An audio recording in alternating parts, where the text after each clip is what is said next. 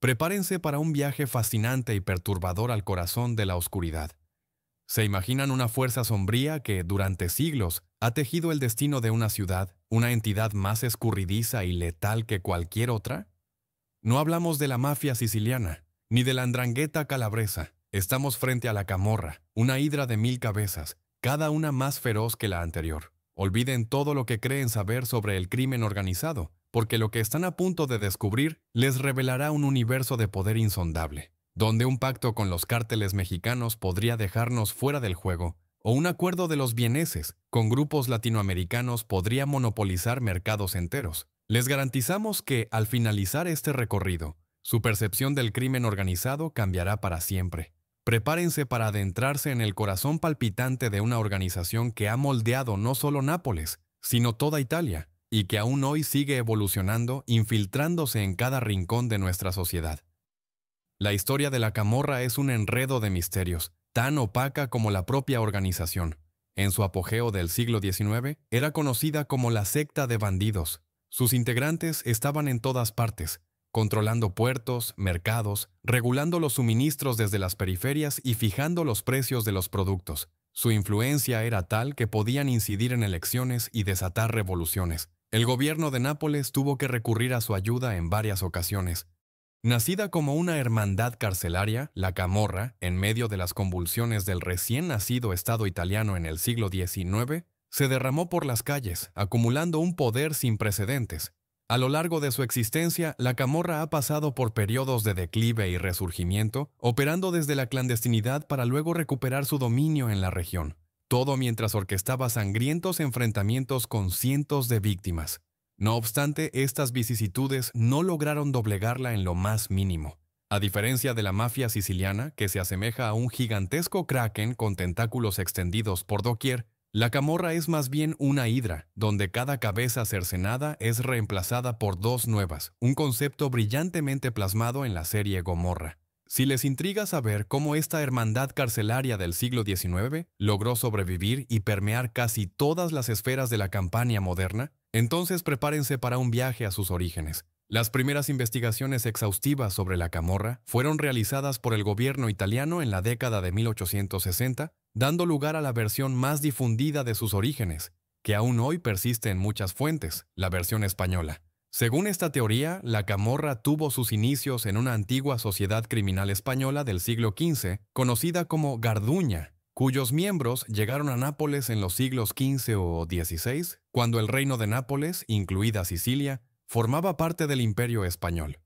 Sin embargo, las pruebas que respaldan esta tesis son extremadamente escasas. En primer lugar, como prueba irrefutable, se suele citar el hecho de que camorra es una palabra española que significa disputa o riña, lo cual es cierto. Pero lo más curioso es que esta palabra española, a su vez, deriva del italiano. También existe una versión que la vincula con una chaqueta de terciopelo española llamada mura, muy apreciada por los camorristas, pero esta tampoco es una conexión contundente. Hay muchas hipótesis sobre el origen español del nombre, pero ninguna puede considerarse completamente fiable.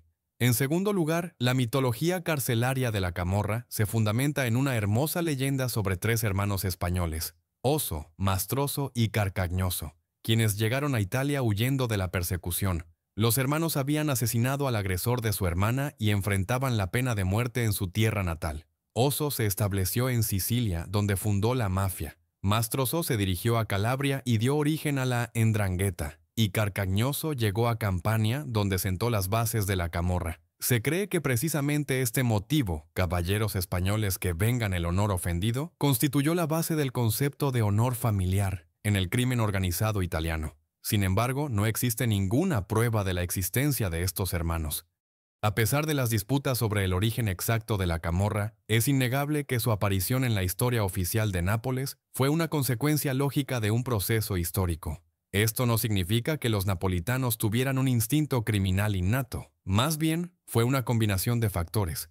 Analfabetismo político, atraso económico y las vicisitudes históricas de la primera mitad del siglo XIX, junto con las realidades de vida de la ciudad portuaria más grande, lo que hizo posible el surgimiento de la primera organización criminal precisamente en este centro.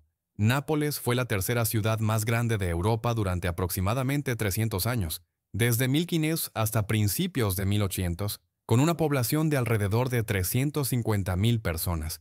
Durante todo el siglo XVIII, a menudo disputó el título de segunda ciudad de Europa. Sin embargo, hacia finales del siglo XVIII, comenzó a experimentar dificultades económicas debido a la disminución de las exportaciones de seda, grano, aceite y vino, a su vez causada por una recesión económica internacional y la aparición de nuevos competidores. Además, la peste de 1656 provocó la muerte o huida del 60% de la población de la ciudad. Pero a pesar de tales calamidades, incluso después de la peste, miles de personas emigraron de las zonas rurales a Nápoles, porque la ciudad ofrecía oportunidades de trabajo. Sin embargo, el trabajo escaseaba y el número de indigentes y pobres aumentaba. A medida que el siglo XVIII llegaba a su fin, el resto de Europa y el norte de Italia experimentaban un enorme crecimiento económico durante la Revolución Industrial, mientras que Nápoles, la capital del sur, permanecía estancada en un sistema casi feudal, gobernada por una monarquía temerosa, aristócratas sirvientes y la burguesía. 3/4 partes del comercio del sur de Italia pasaban por Nápoles, con un gran número de personas empleadas en el puerto, en los almacenes y en la distribución de mercancías. Muchas personas también se ocupaban al servicio de la aristocracia y la clase media. Esta fue una de las características principales de Nápoles durante todo el siglo XIX. Su población creció, pero el crecimiento de la población no significó un aumento de la productividad. La mayor parte del negocio legal de Nápoles consistía en la reventa de mercancías que llegaban a la ciudad portuaria. Es muy probable que la camorra surgiera en este periodo. Tras el colapso de la República Napolitana, proclamada en 1799, al calor de la Revolución Francesa, hasta 1815 cuando Napoleón fue finalmente derrocado y la dinastía borbónica reafirmó su poder en Nápoles, reinó el caos político, cuyas lagunas fueron inmediatamente llenadas por elementos criminales residentes en los barrios más pobres. Después de 1815, la clase media comenzó a organizarse en sociedades secretas como la masonería y la carbonería, y mantuvo negociaciones con los Borbones. Pero para la inmensa mayoría de los napolitanos, que eran pobres, la camorra se convirtió en la única forma de mostrar su presencia en la sociedad. Se transformó en una secta masónica para los pobres, heredando incluso algunas de sus prácticas, reglas, juramentos y rituales de sociedades de honor. Es casi seguro que estas costumbres no fueron tomadas de la mítica Garduña, sino de la masonería y otras sectas de tipo masónico. Pero, ¿cómo podían unos Lazzaroni analfabetos apropiarse de los misterios de sectarios estatales de alto rango? Las organizaciones masónicas eran parte integral de la política a principios del siglo XIX. Cuando los franceses gobernaban Nápoles, buscaron reclutar a los altos oficiales italianos en las filas de los masones para influenciarlos y controlarlos. Pero posteriormente los grupos masónicos se convirtieron en el centro de la resistencia al dominio francés y fueron prohibidos en 1813. En el mismo periodo, en el caos político, comenzaron a consolidarse grupos de elementos criminales con un centro de mando en las prisiones. Fue precisamente de las bandas carcelarias del sur de Italia de donde todo comenzó. Los Borbones, no sin motivo y con gran recelo, confiaban poco en las sociedades secretas. La secta masónica de patriotas, llamada Carbonería, que significa carboneros, se infiltró en el ejército y provocó una fallida revolución en Nápoles en 1820. Cuando la revolución colapsó, muchos carbonarios terminaron en prisión por largo tiempo, donde naturalmente entraron en contacto con los camorristas, quienes aún no habían desarrollado características sectarias definidas. Pero fue en la década de 1830, 10 años después, cuando éstas aparecieron. Es decir, los camorristas de ese periodo se posicionaron como la élite del mundo criminal. Así, en prisión, se produjo un momento importante, el inicio de la fusión de una parte de la aristocracia liberal, que había quedado fuera de la ley bajo los Borbones, y el mundo de los jefes criminales del sur. Ya no se puede establecer si fueron los propios políticos quienes impusieron las tradiciones masónicas a los líderes de las prisiones o si fueron los presos de alto rango quienes quisieron entrar en dicho sistema. Pero el hecho es evidente. Desde la década de 1830 funcionaba una estructura criminal con una jerarquía de tipo masónico que tomó el nombre de camorra. En 1836-37 en Nápoles, debido a la suciedad y las condiciones insalubres, estalló una epidemia de cólera que cobró la vida de 2.000 personas. La miseria, unida a la imposibilidad de influir en la situación, Generó un verdadero caos y empujó a la camorra hacia adelante como una auténtica portavoz de las masas de pobres napolitanos. La camorra se convirtió en una especie de nexo entre la monarquía y la multitud, porque en la década de 1840 era una estructura carcelaria consolidada con sus propias reglas, normas y un código de honor, y al menos tal orden era mejor que el caos, y estas fueron las primeras señales de una interconexión entre el poder y el crimen organizado, y del surgimiento de un modelo de delegación de algunas cuestiones a la camorra. A principios de la década de 1850, en las prisiones de Campania, bajo el control incondicional de la camorra, volvieron a aparecer en masa prisioneros políticos de clase alta. Eran liberales que soñaban con la unificación de Italia y que a finales de la década de 1840 habían intentado desatar una revuelta. Uno de ellos era el duque de Castromediano, quien en 1851 ingresó en la cárcel de Castello del Carmine, una de las más horribles de todo el sur.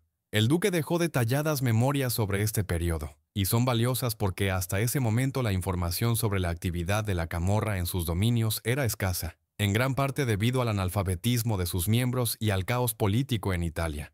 Al llegar el duque, lo vistieron con el uniforme y le pusieron las esposas. El carcelero lo condujo por pasillos fétidos a una celda minúscula con una única ventanilla enrejada en lo alto. Mientras Castromediano miraba a su alrededor desorientado, sin entender lo que sucedía, un hombre alto, elegante, con pantalones de terciopelo y un reloj de oro en el chaleco, se le acercó y le devolvió la cartera que le habían quitado al entrar. Con un tono de ostentosa cortesía, el hombre declaró ser el jefe de la camorra y que ellos, como luchadores por la libertad de Italia, estaban exentos del impuesto que la camorra imponía a cada prisionero y podían contar con su plena protección. Añadió además que absolutamente todo en esa prisión, desde el director hasta el último recluso, estaba bajo su total control. Más tarde, Castromediano comprendió que se trataba de una maniobra astuta. El dinero le fue de todos modos extorsionado, pagó sumas exorbitantes por una comida apenas mejor que las raciones estatales. Y no fue la única lección. Los descubrimientos del duque también son interesantes para nosotros, ya que describió la primera camorra en su entorno natural, precisamente aquel en el que había nacido y ya después de la aparición de los rasgos sectarios. Los ladrones de la calle terminaban en prisión que, bajo el antiguo gobierno, por conveniencia, era gestionada casi legalmente por los reclusos más antiguos. Fue allí donde, en las últimas décadas, se desarrolló el sistema de esa secta criminal. Castromediano comenzó a estudiar la camorra de la manera más sencilla, siguiendo el dinero. Y lo primero que le llamó la atención fueron los impuestos que cobraban sobre cada cosa, hasta la última corteza de pan y el trapo más miserable. Los reclusos tenían que alquilar incluso un rincón para dormir, que en la jerga carcelaria se llamaba pizzo. Quizás no por casualidad, esta misma palabra también indica un soborno o una tasa de protección. Cualquiera que se negara a pagar era castigado. El castigo variaba desde golpizas hasta marcas con el cuchillo o incluso el asesinato. La camorra transformó las necesidades y los derechos de sus compañeros de prisión, por ejemplo, su pan o pizza, en servicios. Servicios por los que, de una forma u otra, se tenía que pagar. El sistema de la camorra se basaba en el poder tanto de proporcionar estos servicios como de negarlos. Castromediano también descubrió que los camorristas se autodenominaban la Sociedad de Honor de Nápoles y tenían un sistema secreto de comunicación, cuya tabla de descifrado fue una vez confiscada a un recluso. Este sistema era accesible solo a los rangos superiores. El duque también fue testigo de un tribunal de la camorra, que para su sorpresa también tenía un sistema. La Sociedad de Honor no se limitaba a matar a los indeseables, sino que organizaba un verdadero proceso. La sentencia, sin embargo, se anunciaba en la pared del inodoro, y el acusado no sabía nada al respecto. Las sentencias no se emitían por razones de justicia, sino por consideraciones del Código de Honor, en el sentido en que lo entendía la Sociedad de Honor. Las disputas se resolvían de manera aprobada, la mayoría de las veces mediante un duelo de cuchillos. Los juramentos y acuerdos debían respetarse, las órdenes obedecerse y el castigo aceptarse cuando fuera necesario. Según el testimonio de Castromediano, cada día en prisión alguien era herido o asesinado. Entre los camorristas florecían el odio mutuo, la envidia, las riñas, las peleas y las apuñaladas. También regía el concepto de venganza, la venganza de sangre por la ofensa al honor personal de un camorrista. Así, el duque de Castromediano describió un estado dentro del estado. La organización de la camorra realmente repetía la de un Estado, aunque en la oscuridad sepulcral de la prisión, las mismas leyes, los mismos tribunales, los mismos impuestos, el mismo poder del dinero sobre sus ciudadanos. Los camorristas fomentaban los vicios más inmutables, el juego de azar y el alcoholismo, que siempre son la mejor manera de ganar dinero. En los pasillos de las prisiones existía toda una economía miserable. La camorra era el único acreedor de jugadores y borrachos, y en los sótanos se oían los gritos de vendedores ambulantes que traficaban con trapos grasientos y trozos de pan rancio. Como decía un viejo dicho camorrista, extraemos oro de las pulgas. Además, la camorra monopolizaba también el mercado de bienes de contrabando. Los guardias tenían un porcentaje sobre el suministro de libros, velas, ropa, y ninguna cosa llegaba sin su consentimiento. Así, la camorra carcelaria tenía un doble modelo de negocio, diseñado para extraer oro de las pulgas. Por un lado, las extorsiones y los impuestos, por otro, el comercio de contrabando. Castromediano también observó que en las prisiones napolitanas estaban recluidos bandidos de todo el sur y todos se llamaban camorristas. Sin embargo, el duque notó diferencias en el código de vestimenta adoptado por los camorristas de las diversas regiones. Los sicilianos solían preferir ropa de terciopelo negro, mientras que los napolitanos se vestían con colores vivos, con llamativos accesorios de oro y la gorra fesco. Entre calabreses y napolitanos solían mantener la neutralidad, pero si tomaban partido comenzaba una horrible carnicería.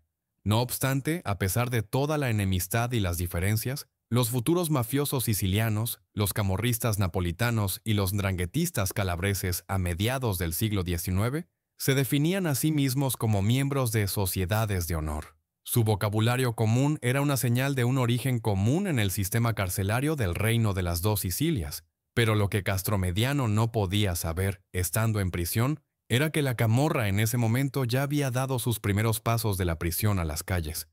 En la década de 1850, a pesar de todas las represiones del gobierno borbónico, las demandas de cambio continuaban. La economía del sur seguía creciendo lentamente y la inmensa mayoría de las mercancías pasaba por Nápoles. Entre 1838 y 1852, la exportación de grano aumentó 6 veces y la de fruta se duplicó.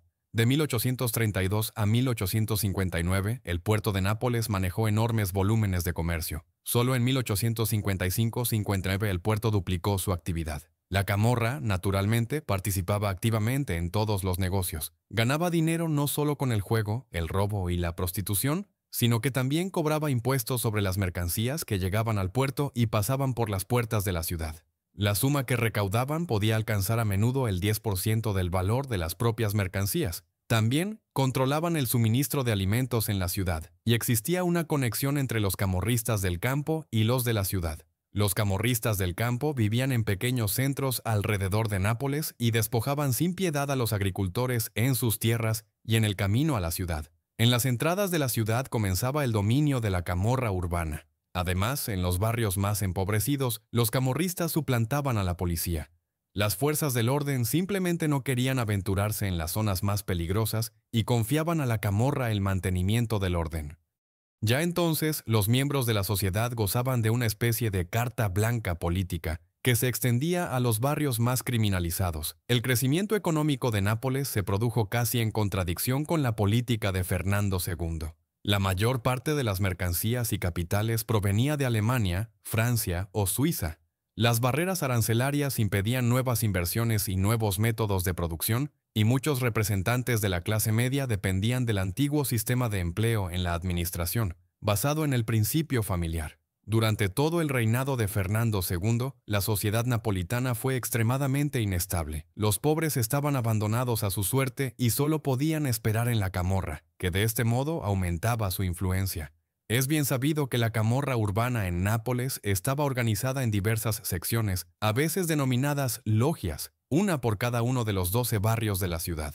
Sin embargo, su principal poder se concentraba en los 4 distritos de la parte baja de la urbe, es decir, en los barrios marginales de Nápoles. El capo camorrista, o capo società, de cada sección era elegido por sus colegas. Junto al capo se sentaba el cantale, o contador, a quien se le encomendaba la tarea de recaudar y redistribuir el dinero de la sociedad. En cada barrio existía un propio jefe, el capintrite, y numerosos pequeños líderes de bandas, los picciotti. El nivel más bajo era el Picciotto di Sgarro. La regla que se extendía a todos era la ley del silencio eterno al tratar con las autoridades, así como la prohibición total y categórica de cualquier comunicación y actividad conjunta, incluso con antiguos representantes del sistema judicial y del ejército, ya fuera un soldado degradado o un juez despedido.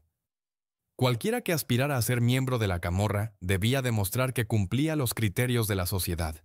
Por ejemplo, había una prohibición para los homosexuales pasivos y para los candidatos cuya esposa o hermana fueran prostitutas activas. Los candidatos también debían superar pruebas y ser observados por sus superiores en la sociedad. Podían ser requeridos para cometer asesinatos o infligir desfiguraciones. Las desfiguraciones se usaban como castigo tanto para los extraños como para los camorristas que rompían las reglas. Se convirtieron en el signo más evidente del poder de la camorra en los barrios marginales de Nápoles. Una vez que un nuevo miembro era considerado listo, debía jurar sobre cuchillos cruzados y batirse en duelo con un camorrista elegido al azar. Si el neófito demostraba su valor, se convertía en un Picciotto di Sgarro, un joven dispuesto a luchar, y tenía ante sí un arduo camino para convertirse en un camorrista de pleno derecho.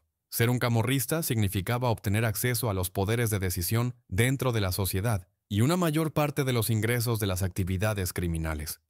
En la base de la jerarquía dentro de la camorra había un único principio: la explotación.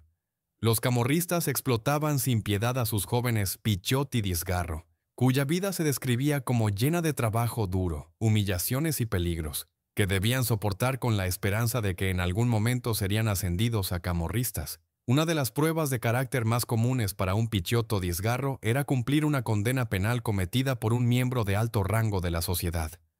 10 años de prisión. Este era el precio que se podía pagar por la posibilidad de convertirse en camorrista. Sin embargo, los rangos en la camorra eran flexibles, no había plazos definidos. La inmensa mayoría de los miembros de la secta era analfabeta, y por lo tanto, en la Sociedad de Honor de Nápoles no había leyes escritas. Todas las costumbres y reglas se transmitían oralmente, cambiando según el tiempo y el lugar, la voluntad de los superiores y las decisiones tomadas en las reuniones. A menudo se eludían con el legendario método que se convirtió de hecho en la tarjeta de presentación de la camorra, el combate de cuchillos, o zumpata, que era un elemento importante del rito de iniciación. Desempeñaba el papel de mecanismo de resolución de disputas entre los miembros de la camorra y servía como instrumento para el crecimiento jerárquico en la organización. Es decir, el Picciotto di Sgarro más audaz y hábil podía ascender rápidamente en la escala jerárquica desafiando en combate a los superiores y venciéndolos en duelo. Los combates con cuchillo constituían una cultura distintiva dentro de la camorra y merecen una descripción más detallada. Además de su función como medio de ascenso por mérito en la jerarquía, mediante la victoria sobre el adversario en un duelo justo, el combate con cuchillo también servía como una especie de torneo caballeresco y como demostración de intrepidez y desprecio por el dolor. El cuchillo se convirtió en el arma predilecta de los camorristas, no solo por su facilidad para ocultarlo, sino también siguiendo un antiguo principio, recordado desde los tiempos de la antigua Roma: cuanto más corta el arma, más valiente su poseedor. Este duelo, que cumplía tantas funciones, era conocido como zumpata. El origen del término zumpata proviene de la palabra zompa, que significa salto o brinco, una variante dialectal del italiano salto. La enseñanza del combate con cuchillo comenzaba en los barrios marginales de Nápoles desde la infancia, utilizando modelos de madera o simples palos recolectados, y luego continuaba en las universidades criminales carcelarias. La formación de los novicios estaba a cargo de maestros, generalmente Picciotti di Sgarro o camorristas veteranos, quienes explicaban a los jóvenes gánsteres cómo atacar y defenderse según todas las reglas de la esgrima caballeresca. El código caballeresco de la camorra prohibía la participación en estos duelos a los miembros de alto rango de la organización, capo società y capintrite, mientras mantuvieran sus cargos, a los excamorristas y a los miembros de la camorra mayores de 60 años. También prohibía desafiar en duelos de honor a informantes de la policía, gays pasivos y aquellos camorristas que permitieran a sus propias madres, hermanas o hijos prostituirse. Además, las reglas prohibían, sin la aprobación del capo società, desafiar en duelo a miembros de la sociedad de rango inferior en la jerarquía de la camorra. La historia nos ha legado los nombres de algunos maestros de zumpata. Probablemente el más célebre fue el legendario capo società de la década de 1840, Aniello o Ausella, quien obtuvo el título no oficial de rey de la Zumpata. O Ausella se dedicaba a la adquisición de bienes invendidos del ejército borbónico, predominantemente caballos, y aniquiló literalmente a todos aquellos que superaban los precios en la subasta, convirtiéndose en monopolista del mercado equino. También logró ascender rápidamente en la escala jerárquica y convertirse de inmediato en capo, saltándose la fase de capintrite. Para ello, con un pretexto artificioso, desafió a duelo de cuchillos a los capintrite de 4 barrios y los derrotó a todos. Pero pronto Ausella fue acusado de haber infringido las reglas de la camorra. Nombró capintrite de la organización a su guardaespaldas, un ex soldado. Además, también fue acusado de haber vendido armas a bandidos que operaban en las carreteras rurales, algo también prohibido por las reglas, y en consecuencia fue destituido de su cargo. Entonces, Ausella desafió a Zumpata a su sucesor, pero dado que, según las reglas de la camorra, un capo società no podía participar en la Zumpata, el desafío fue inmediatamente rechazado. Poco después, Ausella desapareció de Nápoles y sus huellas se perdieron. Pero la historia se vuelve aún más interesante. Su esposa se declaró viuda y reclamó la parte de su marido de la manera tradicional, desafiando a duelo de espadas genovesas, el arma de las mujeres camorristas, a la esposa del nuevo jefe. Pero el combate, por alguna razón, no se llevó a cabo. Y aquí cabe mencionar otro aspecto interesante de la vida de la sociedad de honor de Nápoles. Las mujeres camorristas tenían derechos casi iguales a los hombres. Tras la muerte del cónyuge, la esposa podía reclamar no solo su dinero, sino también su estatus. Incluso existían bandas femeninas y un tipo separado de combate femenino con cuchillo. Pero todo esto se refería solo a las mujeres respetables. La camorra, única entre las sociedades de honor, se dedicaba abiertamente a la prostitución y la gestión de burdeles, y en general tenía una posición muy tolerante sobre este tema. Para los bandidos que se dedicaban a tal actividad existía incluso una palabra especial, ricotari. Y las prostitutas que pertenecían a los camorristas eran marcadas con una cicatriz en la mejilla.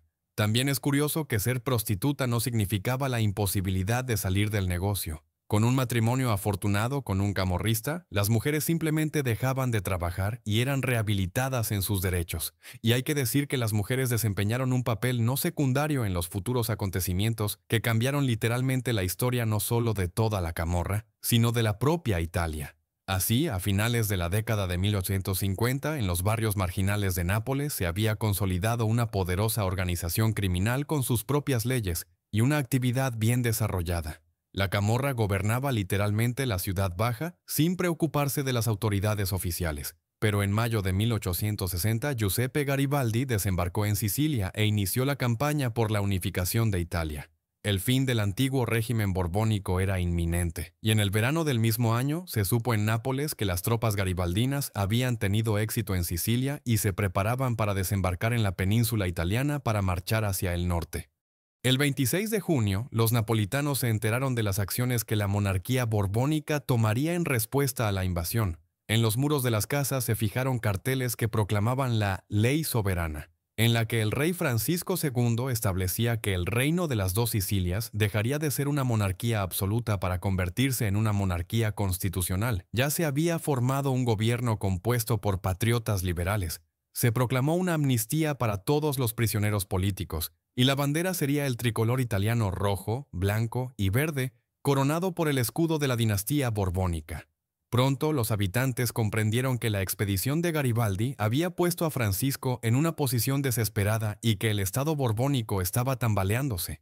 El día en que se publicó la Ley Soberana se convirtió en un día oscuro para los policías de Nápoles. Durante muchos años, la policía había sido temida y despreciada como un instrumento corrupto de represión. Ahora se encontraban políticamente indefensos, con casi la certeza de que en cualquier momento podría comenzar una batalla por el control de las calles. La tarde de ese día, cuando aparecieron los carteles de la Ley Soberana, un grupo de personas de los callejones más pobres se dirigió a Vía Toledo para abuchear a los policías. Los dueños de las tiendas bajaron las persianas y esperaban lo peor. Tenían buenas razones para temer. Los disturbios masivos ocurrían regularmente en Nápoles y siempre estaban acompañados de saqueos. Los problemas serios comenzaron al día siguiente, cuando 2 multitudes de realistas y patriotas se congregaron en las calles, coreando consignas. Entre la multitud se divisó una figura que los periódicos describieron como vestida de brigantesa, adornada con cintas y banderas, acompañada de un grupo de mujeres vestidas de forma similar que ondeaban pañuelos. Era la Sangiovannara. Se sospechaba que la Sangiovannara había provocado los disturbios distribuyendo alcohol barato de su taberna y haciendo activamente propaganda patriótica. La Sangiovannara, figura clave en los disturbios del verano de 1860, era dueña de una próspera taberna en el centro de la ciudad y, por pura coincidencia, prima del entonces jefe de la camorra, Salvatore de Crescenzo, de quien hablaré más adelante. En las calles estallaron disturbios masivos, las multitudes presionaron a los policías, 2 personas fueron asesinadas y solo la llegada de un destacamento de caballería impidió un mayor deterioro de la situación. A todos les pareció que esto era solo el preludio de un terror inminente. Temiendo lo peor, los policías a caballo ese día abandonaron Nápoles, salvando sus vidas. Ahora nadie podía oponerse a la multitud. Bandas organizadas, armadas hasta los dientes, irrumpieron por turnos en las comisarías, robando documentos y prendiendo enormes hogueras. La policía napolitana había dejado de existir. Pero al mediodía, con sorpresa general, se produjo una especie de tregua. Los bandidos habían golpeado a algunos policías capturados, pero en lugar de lincharlos, los entregaron al ejército. Alrededor de las hogueras, cerca de las comisarías, se oían aplausos, risas y bailes. Y los muchachos de la calle cortaban los uniformes de la policía y repartían los trozos como souvenirs. No parecía una revuelta contra la monarquía, sino una fiesta popular. Pero lo más inesperado fue que no hubo saqueos. Los sublevados de los barrios marginales entregaron el dinero y los objetos de valor encontrados a los oficiales del ejército o a los sacerdotes parroquiales. Un grupo de pobres incluso salió a las calles e invitó a los comerciantes a abrir las tiendas, asegurando que simplemente querían echar a los policías borbónicos y no robar. Eran días muy extraños, pero pronto los acontecimientos tomaron un giro aún más fantástico. La noche antes del ataque a las comisarías, el rey Francisco II nombró a toda prisa un nuevo prefecto de policía, un abogado llamado Liborio Romano. Él estaba en deuda con los Borbones. A principios de la década de 1850, como todos los patriotas liberales, fue encarcelado. Sin embargo, por motivos de salud, el sexagenario fue liberado y se le permitió regresar a Nápoles. Y ahora había llegado su momento de saldar las deudas. Se le confió la tarea de dirigir la policía, y este era el trabajo más difícil de todos. Pocas horas después de asumir el cargo, Romano lanzó una de las iniciativas más audaces en la historia de la policía. Ofreció a la camorra la posibilidad de rehabilitarse en la policía. Los jefes de la Sociedad de Honor aceptaron rápidamente esta oferta y pronto los camorristas, con escarapelas y cintas tricolor, rojo, blanco y verde, los colores de la bandera italiana, prendidas al pecho o a la gorra, comenzaron a patrullar el territorio. Como resultado, Nápoles no fue saqueada y Liborio Romano se convirtió en un héroe. El 23 de julio, día de su santo, fue celebrado con luminarias y un desfile con linternas. La política de Romano fue tan efectiva que muchos camorristas fueron posteriormente reclutados en la nueva Guardia Nacional. El arriesgado verano entre la caída del régimen borbónico y la llegada de Garibaldi transcurrió tan pacíficamente como nadie hubiera imaginado. El papel excepcional de la camorra en el drama napolitano apareció en los periódicos de Turín, la nueva capital de Italia. Una revista destacó el evento publicando los retratos de los jefes de la camorra. Uno de ellos, Salvatore de Crescenzo, ya lo había mencionado y era un personaje importante. Nacido en 1822 en una familia de zapateros, en 1804 fue condenado por primera vez y encarcelado por graves lesiones personales, y sospechoso del asesinato de otro recluso. Pasó la década de 1850 en prisión, saliendo solo por breves periodos, y el último arresto antes de que su retrato apareciera en la prensa fue en noviembre de 1859. De Crescenzo también era conocido como un verdadero maestro de Zumpata, y ahora como un verdadero héroe popular. Y mientras en el sur Garibaldi obraba milagros de patriotismo para todo un reino con la ayuda de un puñado de voluntarios, en Nápoles, desde el exterior, parecía que se había producido un milagro, incluso antes de su llegada, y los periódicos escribían: la redención de la camorra. Los jefes criminales han comprendido el camino equivocado que habían tomado. Sin embargo, donde confluyen multitudes, crimen organizado y política, no existen los milagros, al menos no de forma gratuita. En realidad, el acuerdo entre los patriotas liberales y los camorristas contra los Borbones se había sellado mucho antes de la llegada de Garibaldi, varios años antes del inicio de la liberación. Un grupo de patriotas había llegado secretamente a Nápoles con el objetivo de derrocar la monarquía borbónica. Muchos de estos conspiradores se unieron a la organización clandestina Comité del Orden, y a mediados de la década de 1050 se firmó un acuerdo secreto entre el Movimiento por la Unificación de Italia y la Camorra. Los patriotas conocían bien Nápoles y sabían que sin el apoyo de la Camorra y por ende de la multitud, cualquier revolución política fracasaría. No obstante, no todos los líderes patrióticos estuvieron de acuerdo con esta táctica, ni todos los camorristas. Pero en la policía borbónica, ella misma profundamente infiltrada por la Camorra, se filtró información de que el capo Salvatore de Crescenzo era uno de los que se habían plegado al acuerdo. Según los testimonios, en el primer encuentro secreto de los conspiradores con los jefes en la sombra, las cosas no salieron bien. Al principio, los camorristas se expresaron bruscamente hacia los patriotas bien vestidos, acusándolos de ignorar las necesidades de los pobres, y dejaron claro de inmediato que no les permitirían cosechar solos los frutos de la revolución. Después de eso, los camorristas se pusieron manos a la obra. Para provocar una revuelta patriótica contra la monarquía borbónica, se necesitaría mucho dinero. Para empezar, exigieron una recompensa de 10.000 ducados por cada capo. Según las estimaciones modernas, con cálculos muy aproximados, los capos pedían $170.000 por cada uno para ayudar a derrocar el Estado borbónico. Sin embargo, los patriotas, a regañadientes, aceptaron las condiciones de la sociedad de honor y los pagos comenzaron a llegar. Pero la preparación se prolongó y no entró en la fase de acciones activas. Los astutos capos prefirieron chantajear a los conspiradores patrióticos, amenazando con contar todo a la policía borbónica si no obtenían más dinero.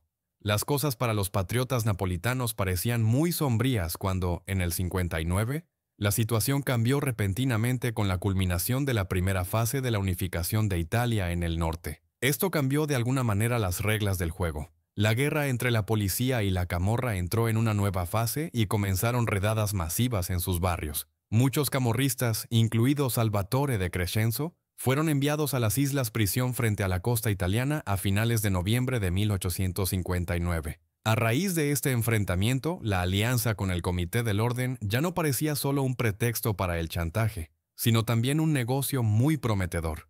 La invasión de Sicilia por parte de Garibaldi en mayo del año siguiente y la promulgación de la ley soberana llevaron la situación a su punto álgido. Como recordarán, el acto proclamaba la amnistía para los detenidos, y los jefes liberados estaban impacientes por vengarse de la policía. La razón por la que la multitud armada que atacó las comisarías mostró una autodisciplina tan notable era que casi todos eran camorristas que habían llegado a un acuerdo con los patriotas varios años antes. La Sangiovannara fue una figura clave. Fue en su taberna donde se llevaron a cabo las reuniones secretas, y fue ella quien ayudó a los patriotas detenidos a sacar mensajes de las prisiones borbónicas, y Liborio Romano tenía los lazos más directos con la Camorra. Primero, su padre era un carbonario, el mismo masón de la década de 1820 que había estado en prisión por sus convicciones. Segundo, él también había sido encarcelado por motivos políticos, por poco tiempo pero igualmente. Así que es muy probable que Romano y la Sociedad de Honor actuaran de concierto desde el principio y planificaran juntos la destrucción de la policía napolitana y su reemplazo por los camorristas. En última instancia, los detalles exactos del acuerdo, que sin duda se estableció entre bandidos y patriotas, no tienen importancia. Como pronto demostrarían los acontecimientos en Nápoles, un pacto con el diablo es siempre un pacto con el diablo, sea lo que sea que esté escrito en letra pequeña. El último rey de la dinastía borbónica abandonó Nápoles el 6 de septiembre de 1860 y a la mañana siguiente Garibaldi fue recibido en la estación por una multitud exultante, entre la cual se vislumbraban chalecos de terciopelo y cadenas de oro brillantes. Liborio Romano compartió la gloria de Garibaldi, el gran amigo de la Camorra, fue el primero en estrechar la mano a Garibaldi en el andén de la estación de Nápoles. Juntos, los dos subieron a un carruaje y atravesaron la multitud festiva, con camorristas disparando al aire y ostentando escarapelas tricolores. Después de esto, en Nápoles se estableció una autoridad provisional que gobernaba en nombre de Garibaldi mientras él anexionaba el resto del reino. Para la Camorra esto fue una verdadera señal de partida. La ansiada escarapela obtenida en el verano del 60 se convirtió en una licencia estatal para la extorsión, y después de la restauración del gobierno provisional, no necesitaron ocultar sus verdaderas motivaciones. Cuando fueron nombrados policías, por un tiempo dejaron de ser camorristas y se convirtieron en los verdaderos salvadores de Nápoles. Pero cuando todo volvió a la normalidad, regresaron a ser camorristas, sin dejar de ser policías. Contrabandear y extorsionar se volvió más rentable que nunca. La camorra tomó literalmente el control de toda la ciudad.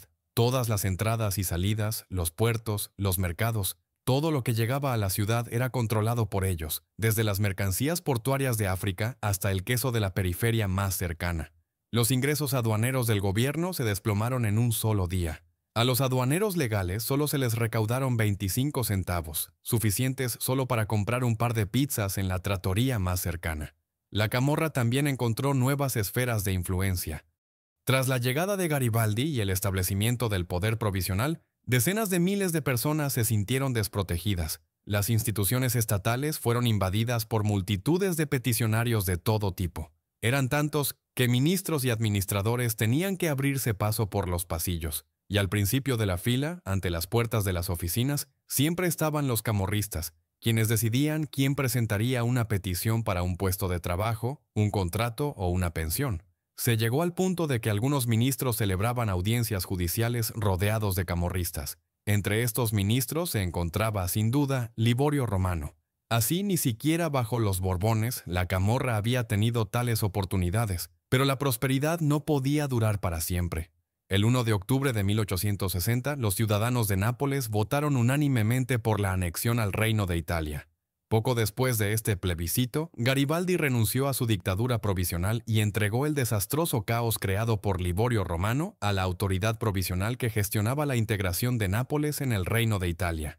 El hombre encargado de resolver la crisis policial en Nápoles fue otro patriota italiano del sur, otro veterano de las prisiones borbónicas llamado Silvio Spaventa. El incorruptible Spaventa, que había cumplido casi 10 años y fue liberado solo en 1859, no quería tener nada que ver con la camorra. Si el gobierno suave de Liborio Romano lo había convertido en el favorito de la ciudad baja, las duras represiones de Spaventa le granjearon el odio. Las primeras detenciones masivas de miembros de la Sociedad de Honor de Nápoles ocurrieron el 16 de noviembre de 1860. Se incautó una gran cantidad de armas y uniformes de policía. Salvatore de Crescenzo, el favorito de la prensa, fue nuevamente encarcelado. Allí continuaría su ascenso a la cima de la jerarquía camorrista y 2 años después, la mañana del 3 de octubre de 1872, justo en la entrada de la prisión de la Vicaria, de Crescenzo sería asesinado por sus enemigos. Pero incluso cuando de Crescenzo estaba en prisión, la camorra no tenía intención de rendirse bajo la presión de Spaventa. La noche del 21 de noviembre de 1860, los camorristas atacaron la prefectura, con la esperanza de liberar a sus líderes de las celdas. Spaventa respondió con una serie aún más brutal de registros y arrestos durante las festividades navideñas. Y en enero de 1861 se llevó a cabo una manifestación callejera en su contra, seguida de una petición con miles de firmas que pedían su destitución. Ignorando su impopularidad, Spaventa respondió con nuevos arrestos. Pero lo que más irritaba a los camorristas era que Spaventa había prohibido a los miembros de la Guardia Nacional usar el uniforme cuando no estaban de servicio. Para los criminales infiltrados en la Guardia Nacional, esta prohibición significaba la imposibilidad de usar la fuerza del uniforme policial para la extorsión. La venganza no tardó en llegar. El 26 de abril de 1861, una turba enfurecida compuesta por decenas de camorristas irrumpió en el edificio del ministerio, gritando «¡Muerte a Spaventa!». En lugar de él, un oficial fue asesinado mientras que Spaventa logró escapar. Al día siguiente, apareció en un concurrido café y acudió al estreno de un espectáculo, demostrando no temer a la camorra. Sin embargo, algunas lecciones había aprendido. 3 meses después, el incorruptible Spaventa se vio envuelto en una historia extremadamente desagradable, pero al mismo tiempo típicamente napolitana. Cerca de su casa ocurrió el asesinato de un policía, cuyas conexiones con la camorra eran conocidas por todos. El asesino fue rápidamente encontrado. Era un tal de Mata quien, gracias a la protección de una persona influyente, pronto fue liberado. Y esta persona influyente resultó ser el propio Silvio Spaventa. De Mata era miembro de la guardia personal de Spaventa. Se decía que Spaventa lo usaba para intimidar a las redacciones de periódicos políticamente peligrosos y golpear a los periodistas que se negaban a colaborar. Así que parece que incluso el incorruptible Spaventa cayó bajo las costumbres napolitanas. Es evidente que la Sociedad de Honor extrajo una importante lección de todo lo ocurrido durante la crisis entre el régimen borbónico y la fundación de la Italia Unida. La lección de buscar a los políticos más corruptos. Sin embargo, cabe señalar que en este periodo la Camorra no logró integrarse con el Estado. Permaneció como un Estado dentro del Estado. Esto se debió en gran parte a su codicia y fragmentación. Las viejas administraciones, eligiendo entre multas, impuestos y amenazas de la Camorra, siempre se doblegaban ante los criminales. Los nuevos políticos del norte, en cambio, no quisieron aceptar tal situación. Spaventa fue el primero de una larga serie de aquellos que intentaron combatir a la Camorra en su feudo. Así entonces no lograron insertarse económicamente en la política como hicieron sus hermanos sicilianos. El gobierno no se apoyaba en sus inversiones para sostener la economía y no tenían el know-how para hacer lobby por sus candidatos. La actividad principal y el beneficio de la Camorra siguieron siendo todo tipo de extorsiones ilegales, las casas de juego y la prostitución.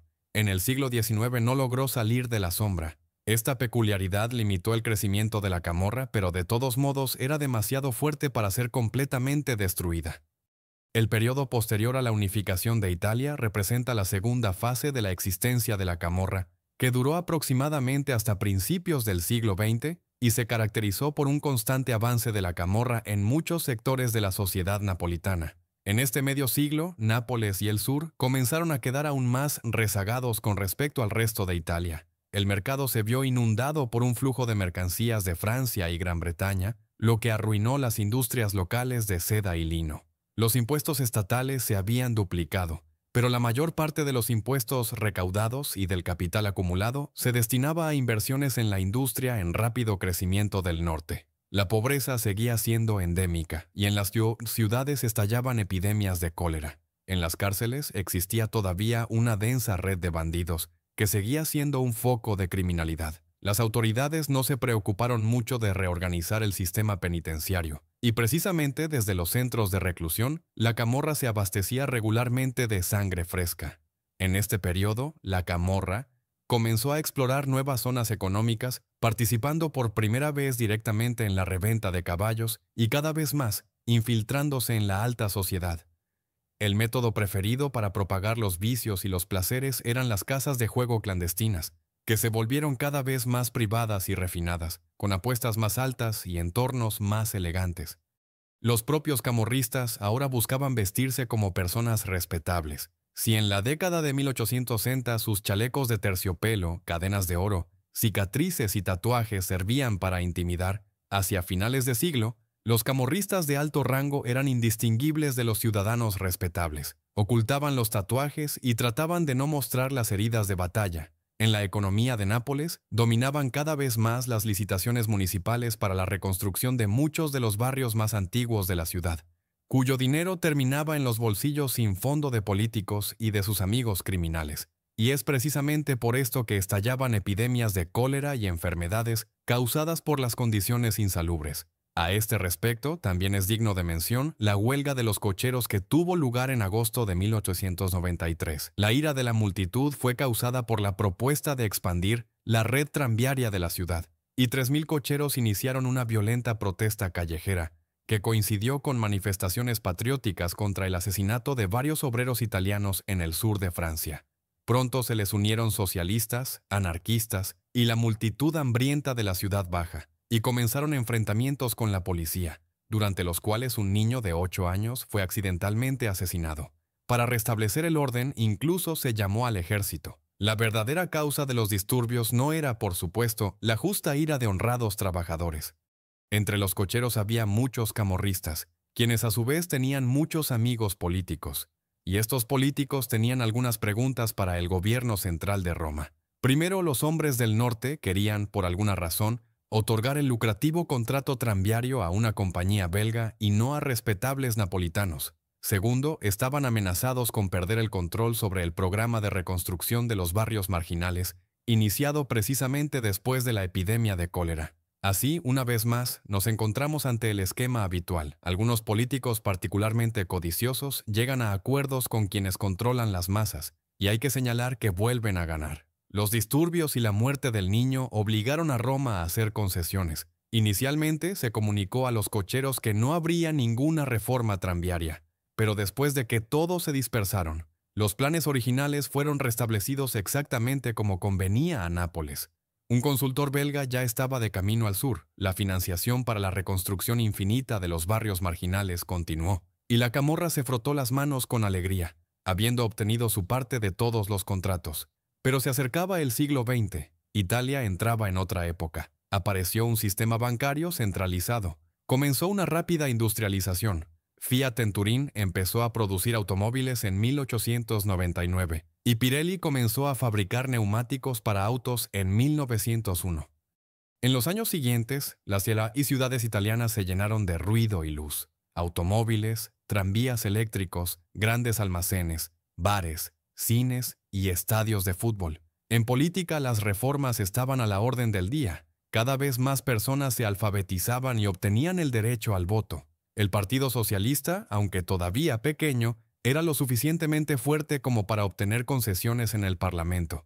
En 1913 en Italia se celebrarían las primeras elecciones generales, en las que por ley todos los hombres adultos tenían derecho al voto.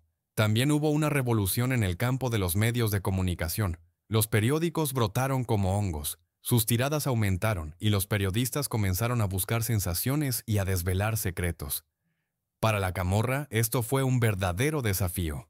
Como recordarán, ella se basaba en el hecho de que la mayoría de sus miembros era analfabeta y creía incondicionalmente en los cuentos sobre los hermanos Oso, Mastroso y Carcagnoso, contados por los superiores. Y en un futuro próximo, la Sociedad de Honor de Nápoles tendría que enfrentarse a una batalla en una sociedad más organizada y democrática, donde la opinión pública moldeaba las decisiones políticas que determinaban el destino de los criminales. Otra circunstancia fatal fue el surgimiento del Partido Socialista. Los liberales nunca habían buscado atraer a las masas de pobres políticamente analfabetos, orientándose hacia otra clase. Los socialistas, en cambio, comenzaron a arrebatar a la camorra la atención de los barrios marginales. Sin su permiso, comenzaron grandes manifestaciones callejeras de trabajadores, y las publicaciones socialistas incitaban a la condena de un sistema corrupto y podrido. Después de la revuelta de los cocheros, la atención de todos los habitantes de Italia se volcó sobre la camorra. Por lo tanto, en 1900, una comisión encabezada por Giuseppe Saredo partió de Roma hacia Nápoles, con el objetivo de investigar los oscuros asuntos del sur. En septiembre de 1901, Saredo presentó al público un informe de 200 páginas, del que vale la pena hablar en detalle. La prosperidad de la camorra, según el inspector, se debía a que los funcionarios estaban preocupados por luchar por los puestos y no por preocuparse por los ciudadanos. La camorra, a su juicio, se dividía en alta y baja. Con la baja, todo estaba claro. Eran esos mismos habitantes analfabetos de los 4 barrios. Pero la alta camorra era un fenómeno nuevo. En 40 años después de la unificación, sobre los contratos y los clubes sociales, había crecido toda una generación de camorristas elegantemente vestidos y su propia red en la alta sociedad, que ofrecía cualquier servicio en cualquier sector de la sociedad. Había hombres de confianza de la camorra a quienes se debía pagar, como antes se pagaba por el aire y un lugar para el colchón en la esquina de la celda. El informe tuvo el efecto de una bomba y provocó encendidos debates en la sociedad, sacando a la luz lo que antes solo se conocía en las calles de Nápoles. Si antes solo los napolitanos sabían lo que significaba una cicatriz en la mejilla izquierda de un joven atractivo, ahora toda Italia comprendía que no se debía en absoluto a una caída de caballo en la infancia. Es más, en ese momento a la camorra no solo se le quitaron los principios sectarios. Comenzó un éxodo masivo de italianos del país. Solo de Nápoles, en los primeros 6 años del siglo XX, partieron aproximadamente 400.000 personas. Los restantes seguían siendo analfabetos. El 42% de los adultos napolitanos no sabía leer, según el censo de 1901. Pero la industrialización, que había llegado también al sur, les ofrecía un empleo estable y sindicatos en los que tenían la posibilidad de dar su voto no a la camorra, sino a los socialistas, que prometían no miedo y extorsiones, sino estatus y soluciones reales. Pero el punto final de esta fase de la camorra lo puso el caso Cuocolo, que los periódicos de Nueva York calificaron de el juicio del siglo. La mañana del 6 de junio de 1906, la policía irrumpió en un apartamento en Vía Leonardo da Vinci, en el centro de Nápoles. Allí encontraron el cuerpo de una exprostituta llamada Maria Cutinelli, muerta por 13 puñaladas. La policía sospechó de inmediato un crimen pasional y comenzó de inmediato la búsqueda del marido de la víctima, Gennaro Cuoccolo. Cuoccolo fue encontrado al día siguiente, pero también había fallecido. 14 puñaladas y un cráneo destrozado. Por la naturaleza de las heridas, estaba claro que el asesinato había sido cometido con saña. Se descubrió que Cuoccolo era realmente un exmiembro de la Sociedad de Honor, y su benemérita había trabajado en uno de los locales portuarios de la Camorra. 5 altos oficiales, incluido el gran Enrico, el jefe supremo de la Camorra en ese momento, fueron arrestados, pero no había pruebas sólidas contra ellos. Numerosos testigos confirmaron que la noche del asesinato de Cuoccolo, los 5 habían cenado en un restaurante a unos pocos cientos de metros del lugar del crimen. El gran Enrico y sus amigos fueron liberados casi inmediatamente después del arresto, con gran indignación de la opinión pública napolitana. Los carabinieri se hicieron cargo del caso, y a principios del año siguiente encontraron un valioso informante. Un joven comerciante de caballos, ladrón empedernido y camorrista llamado Gennaro Abatemaggio. No fue el primer camorrista en romper el código del silencio, pero no solo lo rompió, sino que reveló literalmente a los investigadores y al público todo el sistema de la Camorra. Contó a los carabinieri que la condena de Cuoccolo había sido emitida por un tribunal de la Sociedad de Honor. Cuoccolo, un ladrón de bienes robados, había ordenado a un tal Luigi Arena un robo, y cuando Arena trajo los bienes de valor, Cuoccolo lo entregó a la policía. Arena, desde la colonia penal de la isla de Lampedusa, escribió una carta a un camorrista mayor pidiendo justicia. En el tribunal, Cuoccolo fue condenado a muerte y la tarea de ejecutar la sentencia recayó en el gran Enrico. Él contrató a 6 asesinos que mataron a Cuoccolo y a su esposa. El propio Abatemaggio sabía todo esto porque había servido como mensajero del gran Enrico y había visto personalmente cómo los asesinos, después del hecho, le habían llevado al jefe las joyas ensangrentadas del apartamento de los Cutinelli. El caso se enriqueció gradualmente con nuevos personajes cuya mera existencia parecía increíble. Y no eran lazzaroni de la calle, sino personas respetables, incluso conocidas en la ciudad, que, como se descubrió, proporcionaban usura a los aristócratas arruinados por el juego, monopolizaban el mercado de los caballos y recibían un porcentaje de casi cada negocio en la ciudad. La Camorra Alta se mostró al público en todo su esplendor. En la prensa incluso apareció una denominación para ellos, los asesinos con guantes beige. Los guantes, entonces, eran un símbolo de la burguesía. No es sorprendente que, al final, para llevar a la Camorra a juicio por el asesinato de Gennaro Cuoccolo y Maria Cutinelli, se necesitaran 4 años y 9 meses de investigación y preparación legal. En 1908, en el sur de Italia, se produjo un devastador terremoto que desvió brevemente la atención del caso. Murieron unas 80.000 personas, y los supervivientes comenzaron a emigrar en masa al Nuevo Mundo. Finalmente, en marzo de 1911, en Viterbo, una pequeña ciudad entre Roma y Florencia, comenzó el juicio de Cuoccolo. Abatemaggio habló, y cada una de sus palabras fue ávidamente registrada. Mientras tanto, el testimonio del propio Enrico fue también una sensación. Era un hombre encantador y elocuente. No se parecía en absoluto a cómo se imaginaban los jefes de la Camorra. En total, se interrogó a unos 800 testigos. El juicio se desarrolló de forma muy tensa, larga, con peleas, insultos y continuas dilaciones. Pero el 8 de julio de 1912, 41 acusados en el caso del asesinato de Cuoccolo fueron llamados a la abarrotada sala del Tribunal de Viterbo para conocer su destino. En total fueron condenados a más de 4 siglos de prisión. Lo más notable después del juicio de Viterbo fue que la Camorra, como organización existente incluso antes de la unificación de Italia, prácticamente desapareció. De alguna manera, Gennaro Abatemaggio y el precedente judicial que contribuyó a crear pusieron fin a la historia de la Sociedad de Honor de Nápoles. La investigación mostró finalmente cuán fuerte era el vínculo entre la policía y la Camorra, y esta vez los policías testificaron contra sus antiguos amigos. Y este fuerte vínculo sirvió precisamente como el testimonio más veraz.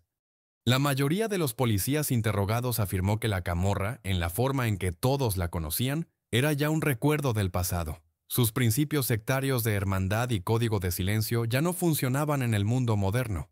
Se estaba transformando gradualmente en grupos fragmentados en los que regía la ley del más fuerte, la obediencia ciega a los superiores. Solo porque eran superiores, había desaparecido. No, los camorristas seguían haciendo lo que hacían: proteger, extorsionar, gestionar burdeles. Pero lo hacían independientemente unos de otros, operando en coalición sobre una base territorial o luchando según este principio.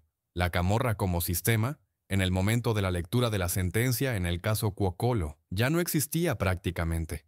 El gran Enrico fue el último en intentar revivir la sociedad de honor de Nápoles según los viejos esquemas. Después de su arresto, todo se desintegró.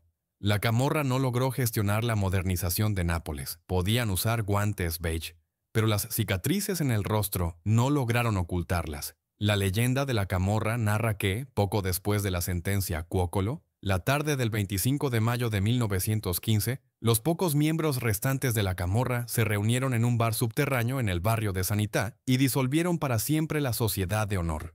Al inicio de la Primera Guerra Mundial, la palabra camorra había prácticamente desaparecido del uso.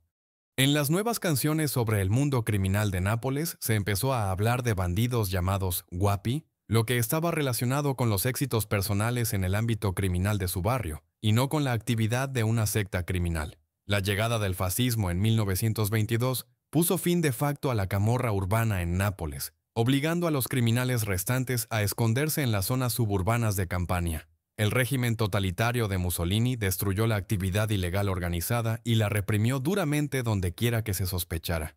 El 26 de mayo de 1927, Benito Mussolini pronunció uno de los discursos más importantes de su vida, el discurso de la Ascensión, como se le llamó.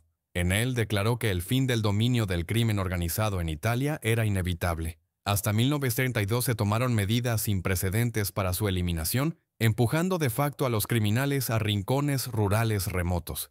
Pero luego el Duce estuvo demasiado ocupado para ocuparse de los criminales. El culto al militarismo y la preparación para la guerra imperialista desviaron la atención.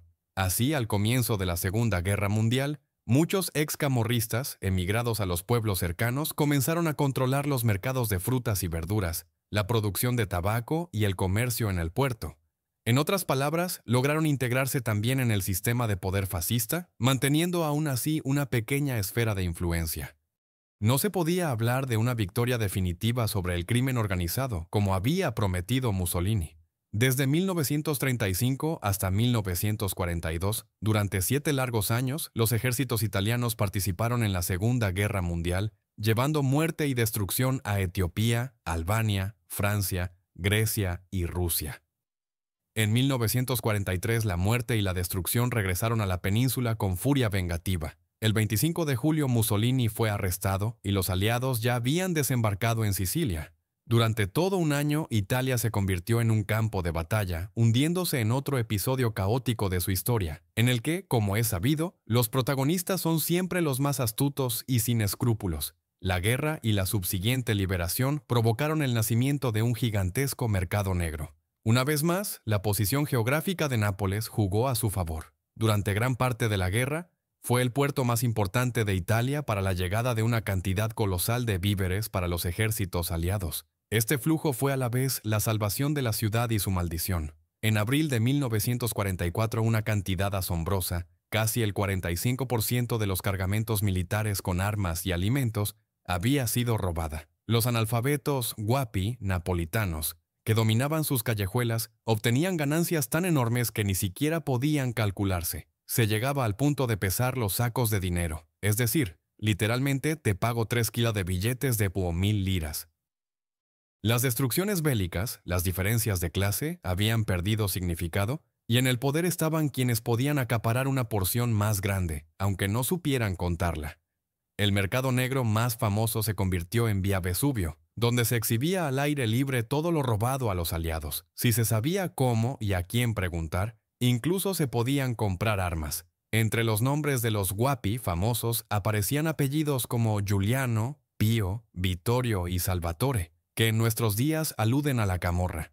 El año 1900 se convirtió en el punto cero de un nuevo periodo de desarrollo de la Sociedad de Honor de Nápoles. La experiencia adquirida durante el periodo de la liberación daría respuestas a la nueva generación a las preguntas que sus predecesores no habían logrado resolver.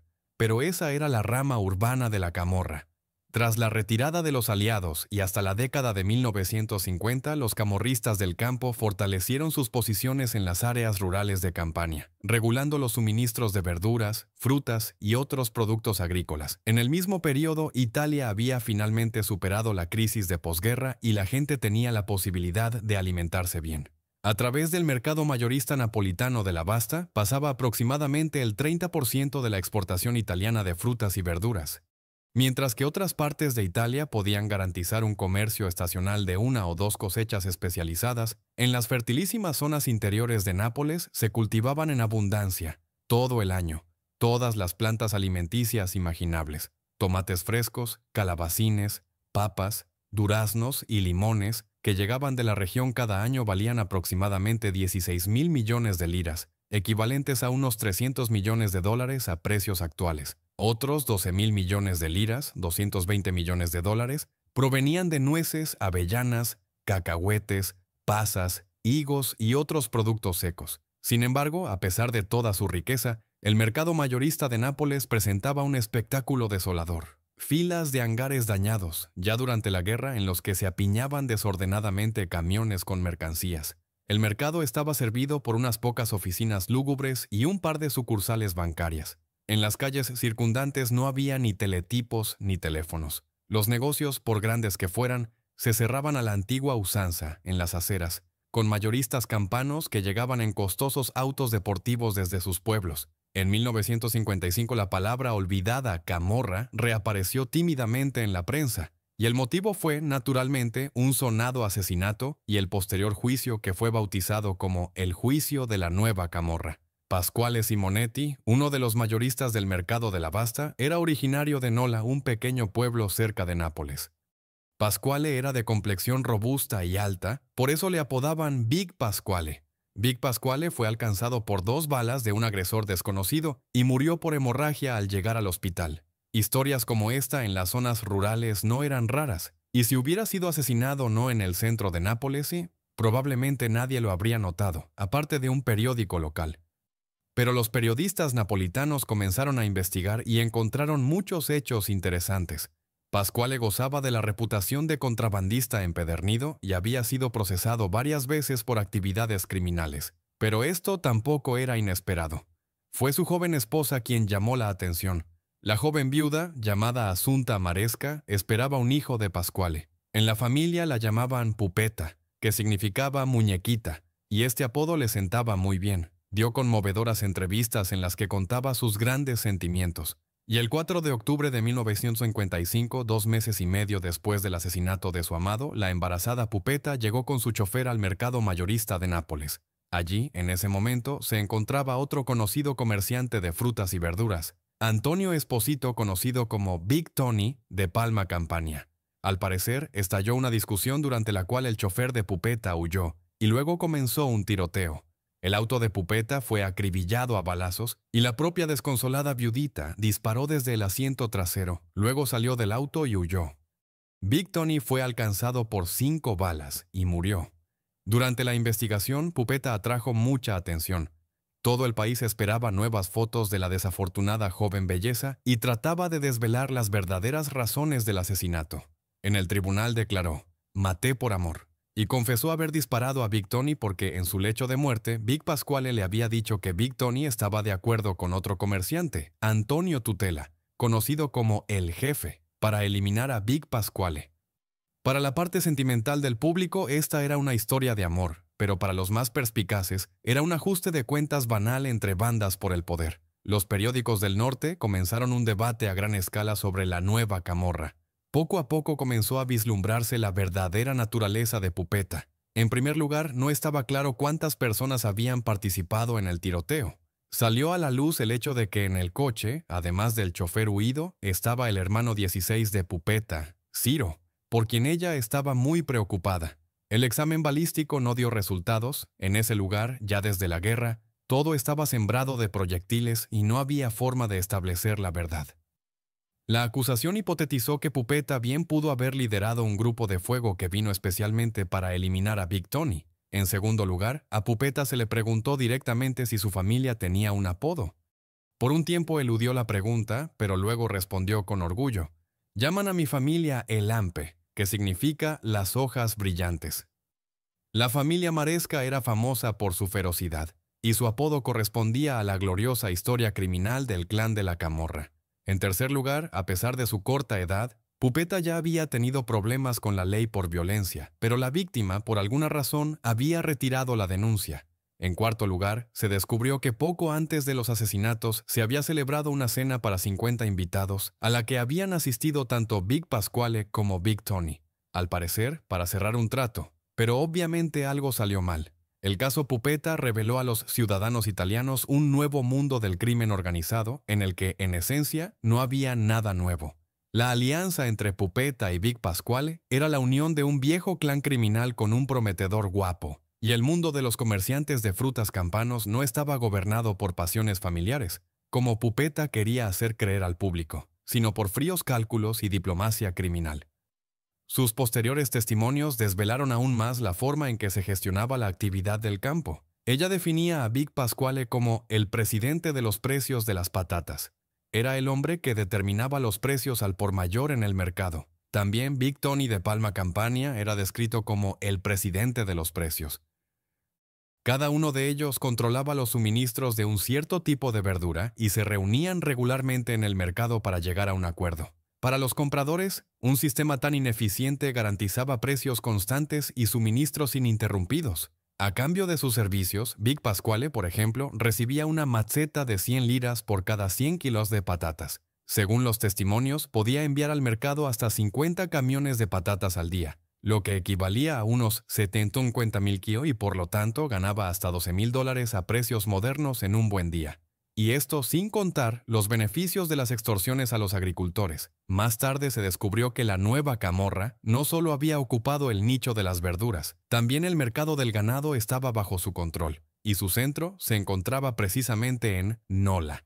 Así, a mediados de la década de 1950 surgió una nueva imagen de la Camorra. La mayoría de las personas respetables que se presentaban tenían casas lujosas, servidumbre, guardaespaldas, tenían restaurantes, autos de lujo y sastres personales. El tío de Pasquale, que había cumplido 20 años en los Estados Unidos, pasaba el tiempo perdiendo grandes sumas en los casinos.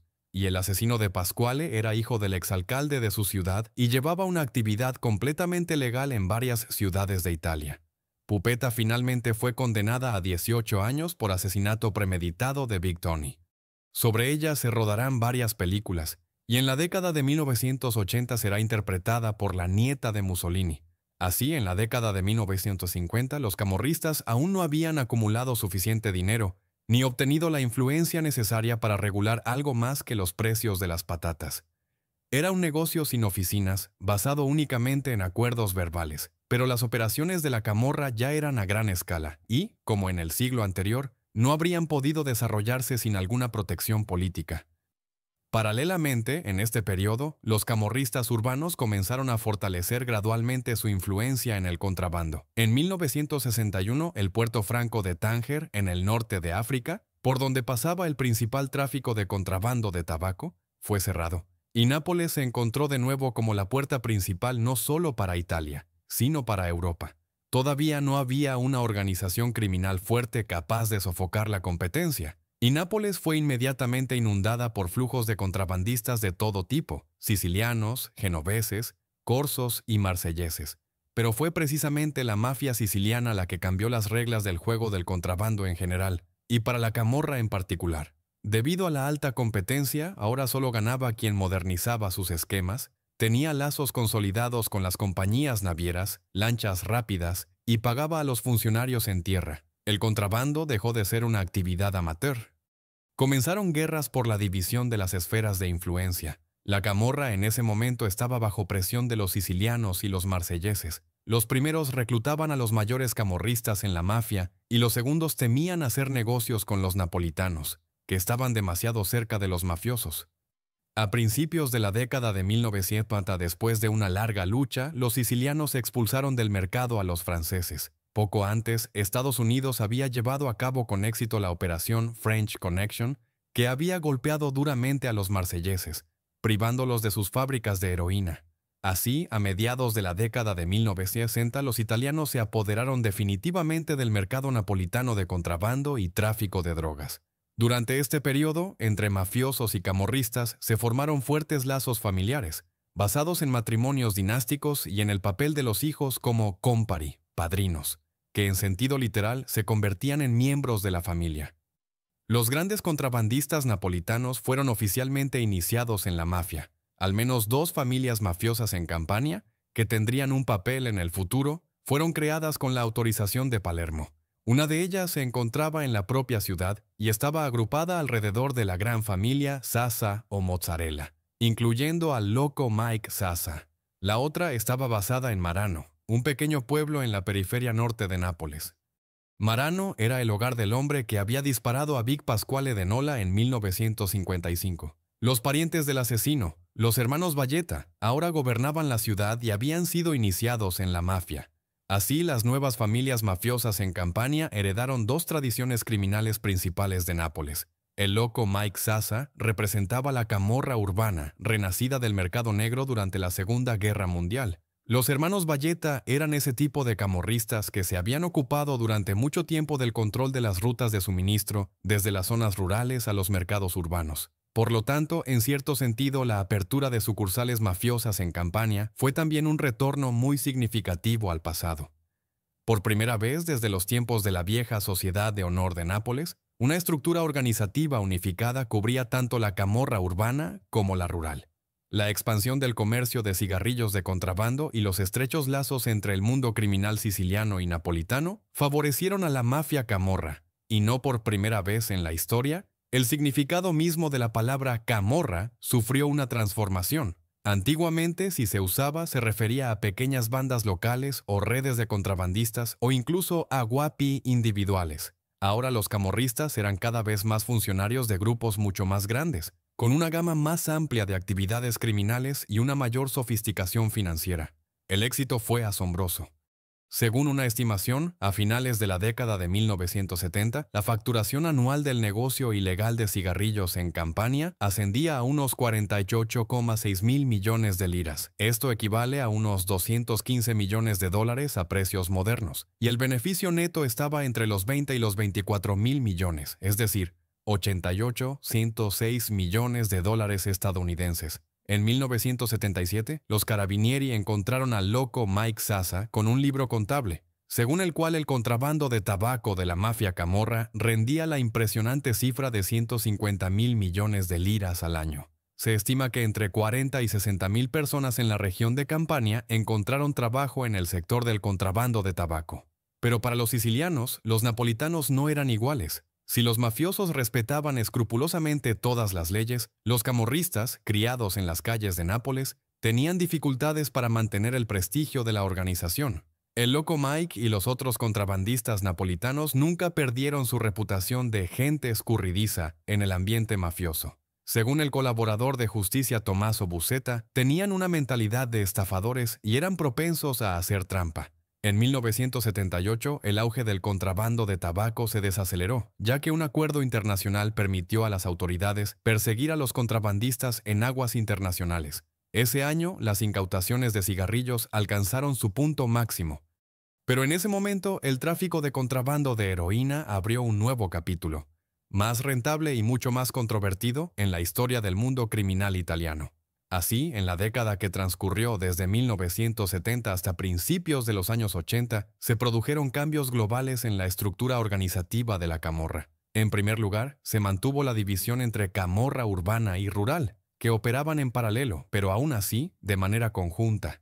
En segundo lugar, los camorristas establecieron fuertes lazos con Sicilia. En tercer lugar, dominaron el negocio del contrabando a un nuevo nivel, lo cual habría sido imposible sin vínculos con la esfera política de una calidad completamente diferente. En 1900, el milagro económico italiano de posguerra se había agotado y el país entró en una larga crisis. El sur volvió a un periodo de declive. Después de una masiva industrialización y urbanización, con un traslado masivo de población a la región, Nápoles se hizo aún más grande que antes y era de nuevo una ciudad pobre, replegada sobre sí misma.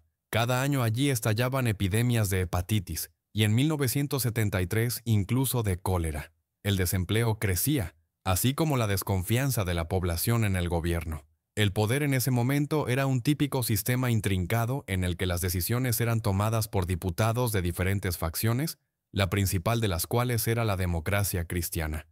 En este sistema se insertó también la camorra, que necesitaba blanquear sus crecientes ganancias del contrabando de drogas. La nueva camorra aprendió de los errores del siglo XIX. Las bandas modernas comenzaron rápidamente a diversificarse. Compraron grandes extensiones de tierra, suministraban frutas y verduras a los organismos estatales, construyeron fábricas de procesamiento de alimentos, gestionaban plantas de cemento, crearon empresas constructoras y edificaron barrios residenciales, administraban clubes nocturnos y casas de juego ilegales, y también controlaban el tráfico de drogas. Y además, este periodo se caracteriza por la aparición de un nuevo rostro en el panorama del crimen campano, sin cuyo conocimiento no se puede continuar la narración.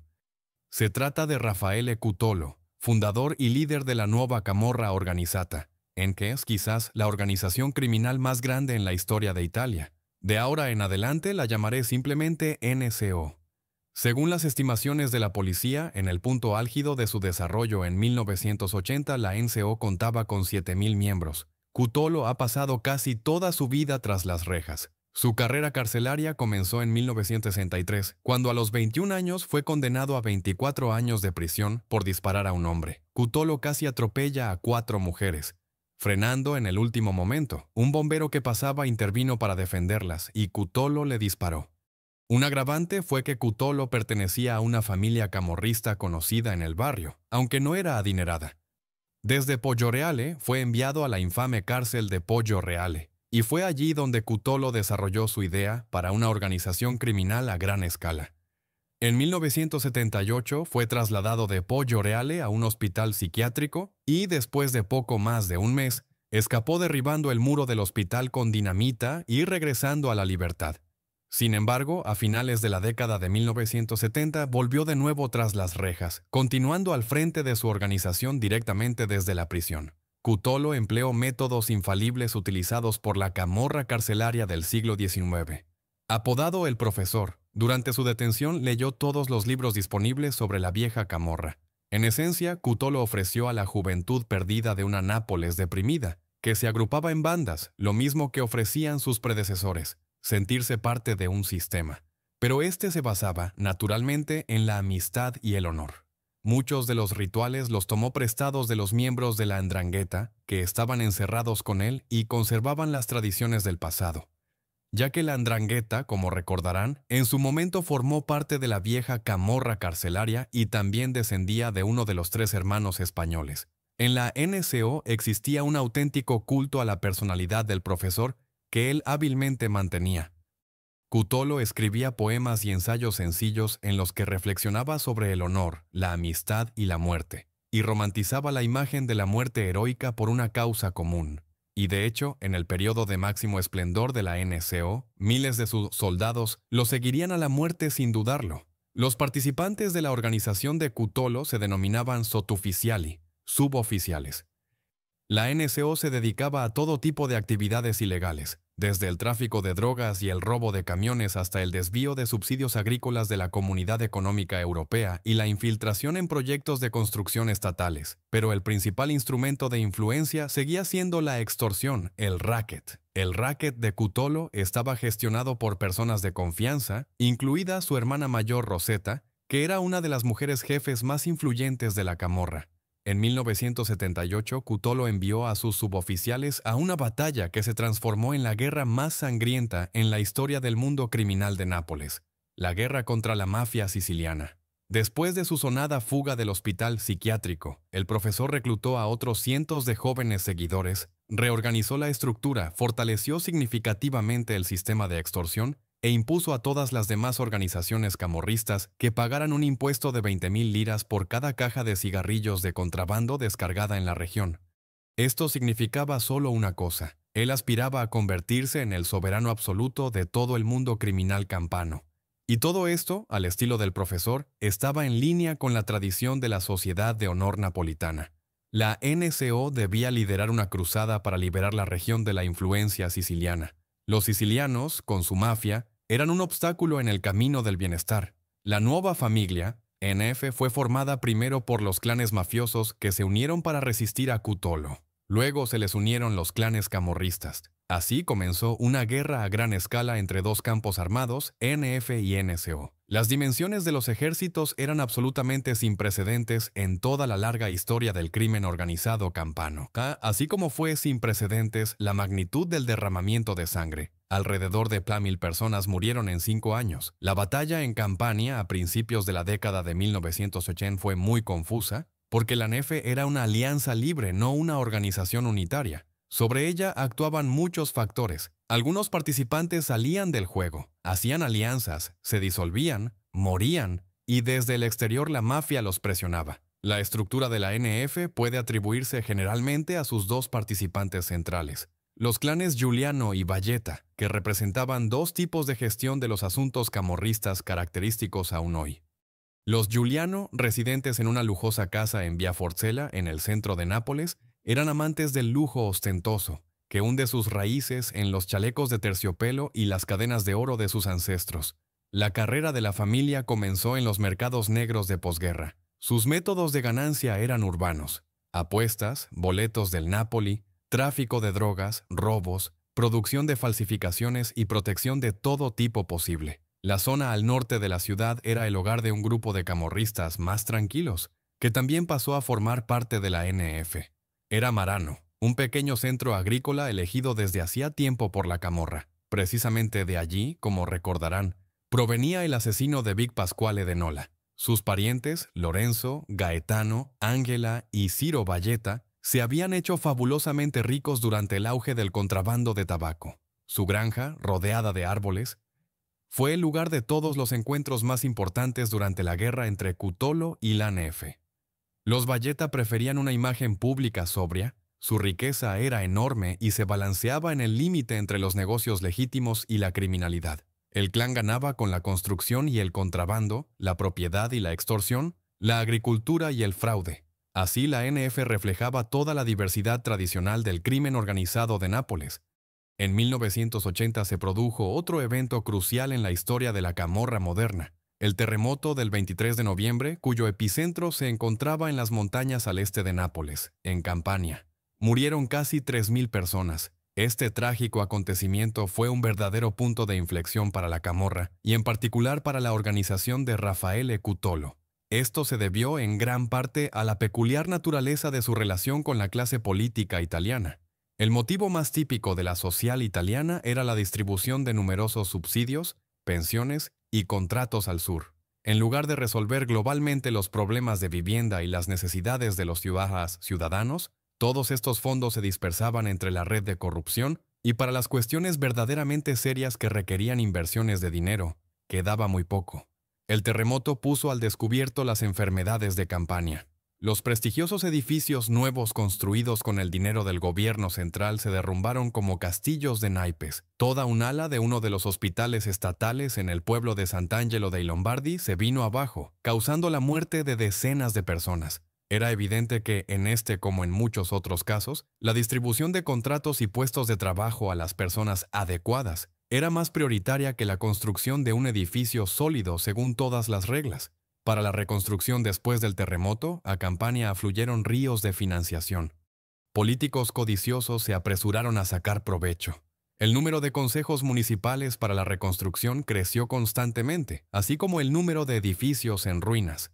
Anticipando, diré que en 1990, 10 años después del terremoto, 28.000 personas de aproximadamente 50.000 afectadas aún vivían en caravanas de emergencia. Naturalmente, los camorristas de todas las facciones no podían permanecer indiferentes a una tajada tan rentable. El episodio que reveló el vínculo de la camorra con la construcción fue el caso Cirillo. Ciro Cirillo, un democristiano, asumió la responsabilidad de la gestión de los cuantiosos fondos destinados a la reconstrucción de Campania por parte del gobierno. Poco después, la noche del 27 de abril de 91, fue secuestrado por la Columna Napolitana de las Brigadas Rojas, una organización de extrema izquierda italiana. No era el primer atentado político de los radicales de izquierda, y todos sabían bien lo que sucedería después. Una llamada telefónica con la reivindicación del secuestro y la petición de rescate. Cirillo era un personaje central en oscuras maquinaciones y conocía muchos secretos, por lo que su candidatura no era en absoluto casual. Los radicales abrían los ojos a los ciudadanos sobre la codicia de los políticos a causa del terremoto. Las posibilidades de Cirillo de sobrevivir a esta prueba eran muy escasas. Las autoridades mantuvieron oficialmente una política de rechazo a las negociaciones con los secuestradores políticos. El Tribunal del Pueblo de las Brigadas Rojas condenó a Cirillo a muerte. Estaba perdido, como los secuestrados anteriores. Pero el 24 de junio de 1981, Cirillo fue liberado y los brigadistas anunciaron haber recibido un rescate de 1.450 millones de liras. El ministro del Interior rechazó con indignación la versión de que Cirillo había sido liberado por dinero, afirmando que había sido puesto en libertad sin negociaciones. En los siguientes 12 años, la impactante verdad sobre este sonado secuestro y la milagrosa liberación de una persona tan importante como Cirillo iría saliendo lentamente a la luz. Como probablemente habrán adivinado, las autoridades negociaron no con los radicales de izquierda, sino con sus amigos habituales, en particular con la nueva camorra organizata de Raffaele, el profesor Cutolo. La historia transcurrió más o menos así. 16 horas después de la desaparición de Cirillo, varias personas visitaron a Raffaele Cutolo en prisión. Se trataba de un agente secreto de la inteligencia interna, un alcalde local de la facción de Cirillo y Blackie Casillo, jefe militar de la NSO y mano derecha de Cutolo. Después de una conversación secreta se acordó un rescate mucho menor al solicitado por las Brigadas Rojas, y Cutolo usaría su influencia para liberar a Cirillo. Casillo, durante todo este tiempo, continuó llevando a cabo operaciones militares en el territorio de Nápoles. Al final, el rescate fue pagado y el valioso Cirillo fue liberado. El caso Cirillo demostró la profundidad del declive del Estado italiano en la década de 1980. Los órganos del Estado negociaban con los terroristas de izquierda a través de los buenos oficios de la organización criminal más grande del país. En las negociaciones participó una larga lista de personajes, desde agentes de los servicios secretos hasta pequeños camorristas. ¿Y qué obtuvo Cutolo? Además del respeto, el Estado recurre a él en busca de ayuda, y otro traslado a condiciones aún más suaves. Obtuvo una parte del pastel de la reconstrucción post-terremoto. No se encontraron pruebas directas de ello, pero las investigaciones establecieron que empresarios cercanos a la NSO, incluido el hijo del profesor, Roberto, obtuvieron contratos por 67.000 millones de liras para la construcción de viviendas en la zona de Avellino. Otros camorristas metieron mano en la reconstrucción post-terremoto incluso antes del inicio del caso Cirillo. El 11 de diciembre de 1980, apenas 2 semanas después del terremoto, el alcalde de una ciudad afectada cerca de Nápoles fue asesinado porque intentaba impedir que empresas vinculadas al crimen organizado obtuvieran contratos para la retirada de los escombros del terremoto. El terremoto, por lo tanto, añadió otro aspecto al enfrentamiento entre la NSO y la NF. Sin embargo, el caso Cirillo resultó decisivo por otra razón. Llevó a la derrota definitiva de Raffaele, el profesor Cutolo. El gobierno italiano había llegado a ver a Cutolo como un aliado demasiado poderoso e incómodo. El 18 de marzo de 1982, 11 meses después del secuestro de Cirillo, apareció en el periódico comunista un supuesto documento del Ministerio del Interior, que contenía información completa sobre las negociaciones que llevaron a la liberación de Cirillo. La carta resultó ser falsa, pero gran parte de lo que contenía era cierto. Una verdad tal que desató una investigación oficial sobre la liberación de Cirillo y las negociaciones. Muy probablemente el autor de esta opus magnum fue el profesor, quien quería advertir al poder codicioso. Si no le daban lo que quería, lo contaría todo. Pero las cosas no salieron como él había previsto. De las cómodas condiciones en las que se alimentaba de langostas y champán, fue trasladado inmediatamente a una cárcel en la isla, donde perdió el contacto operativo con sus subordinados. Y en la península, la ANFE comenzó la purga.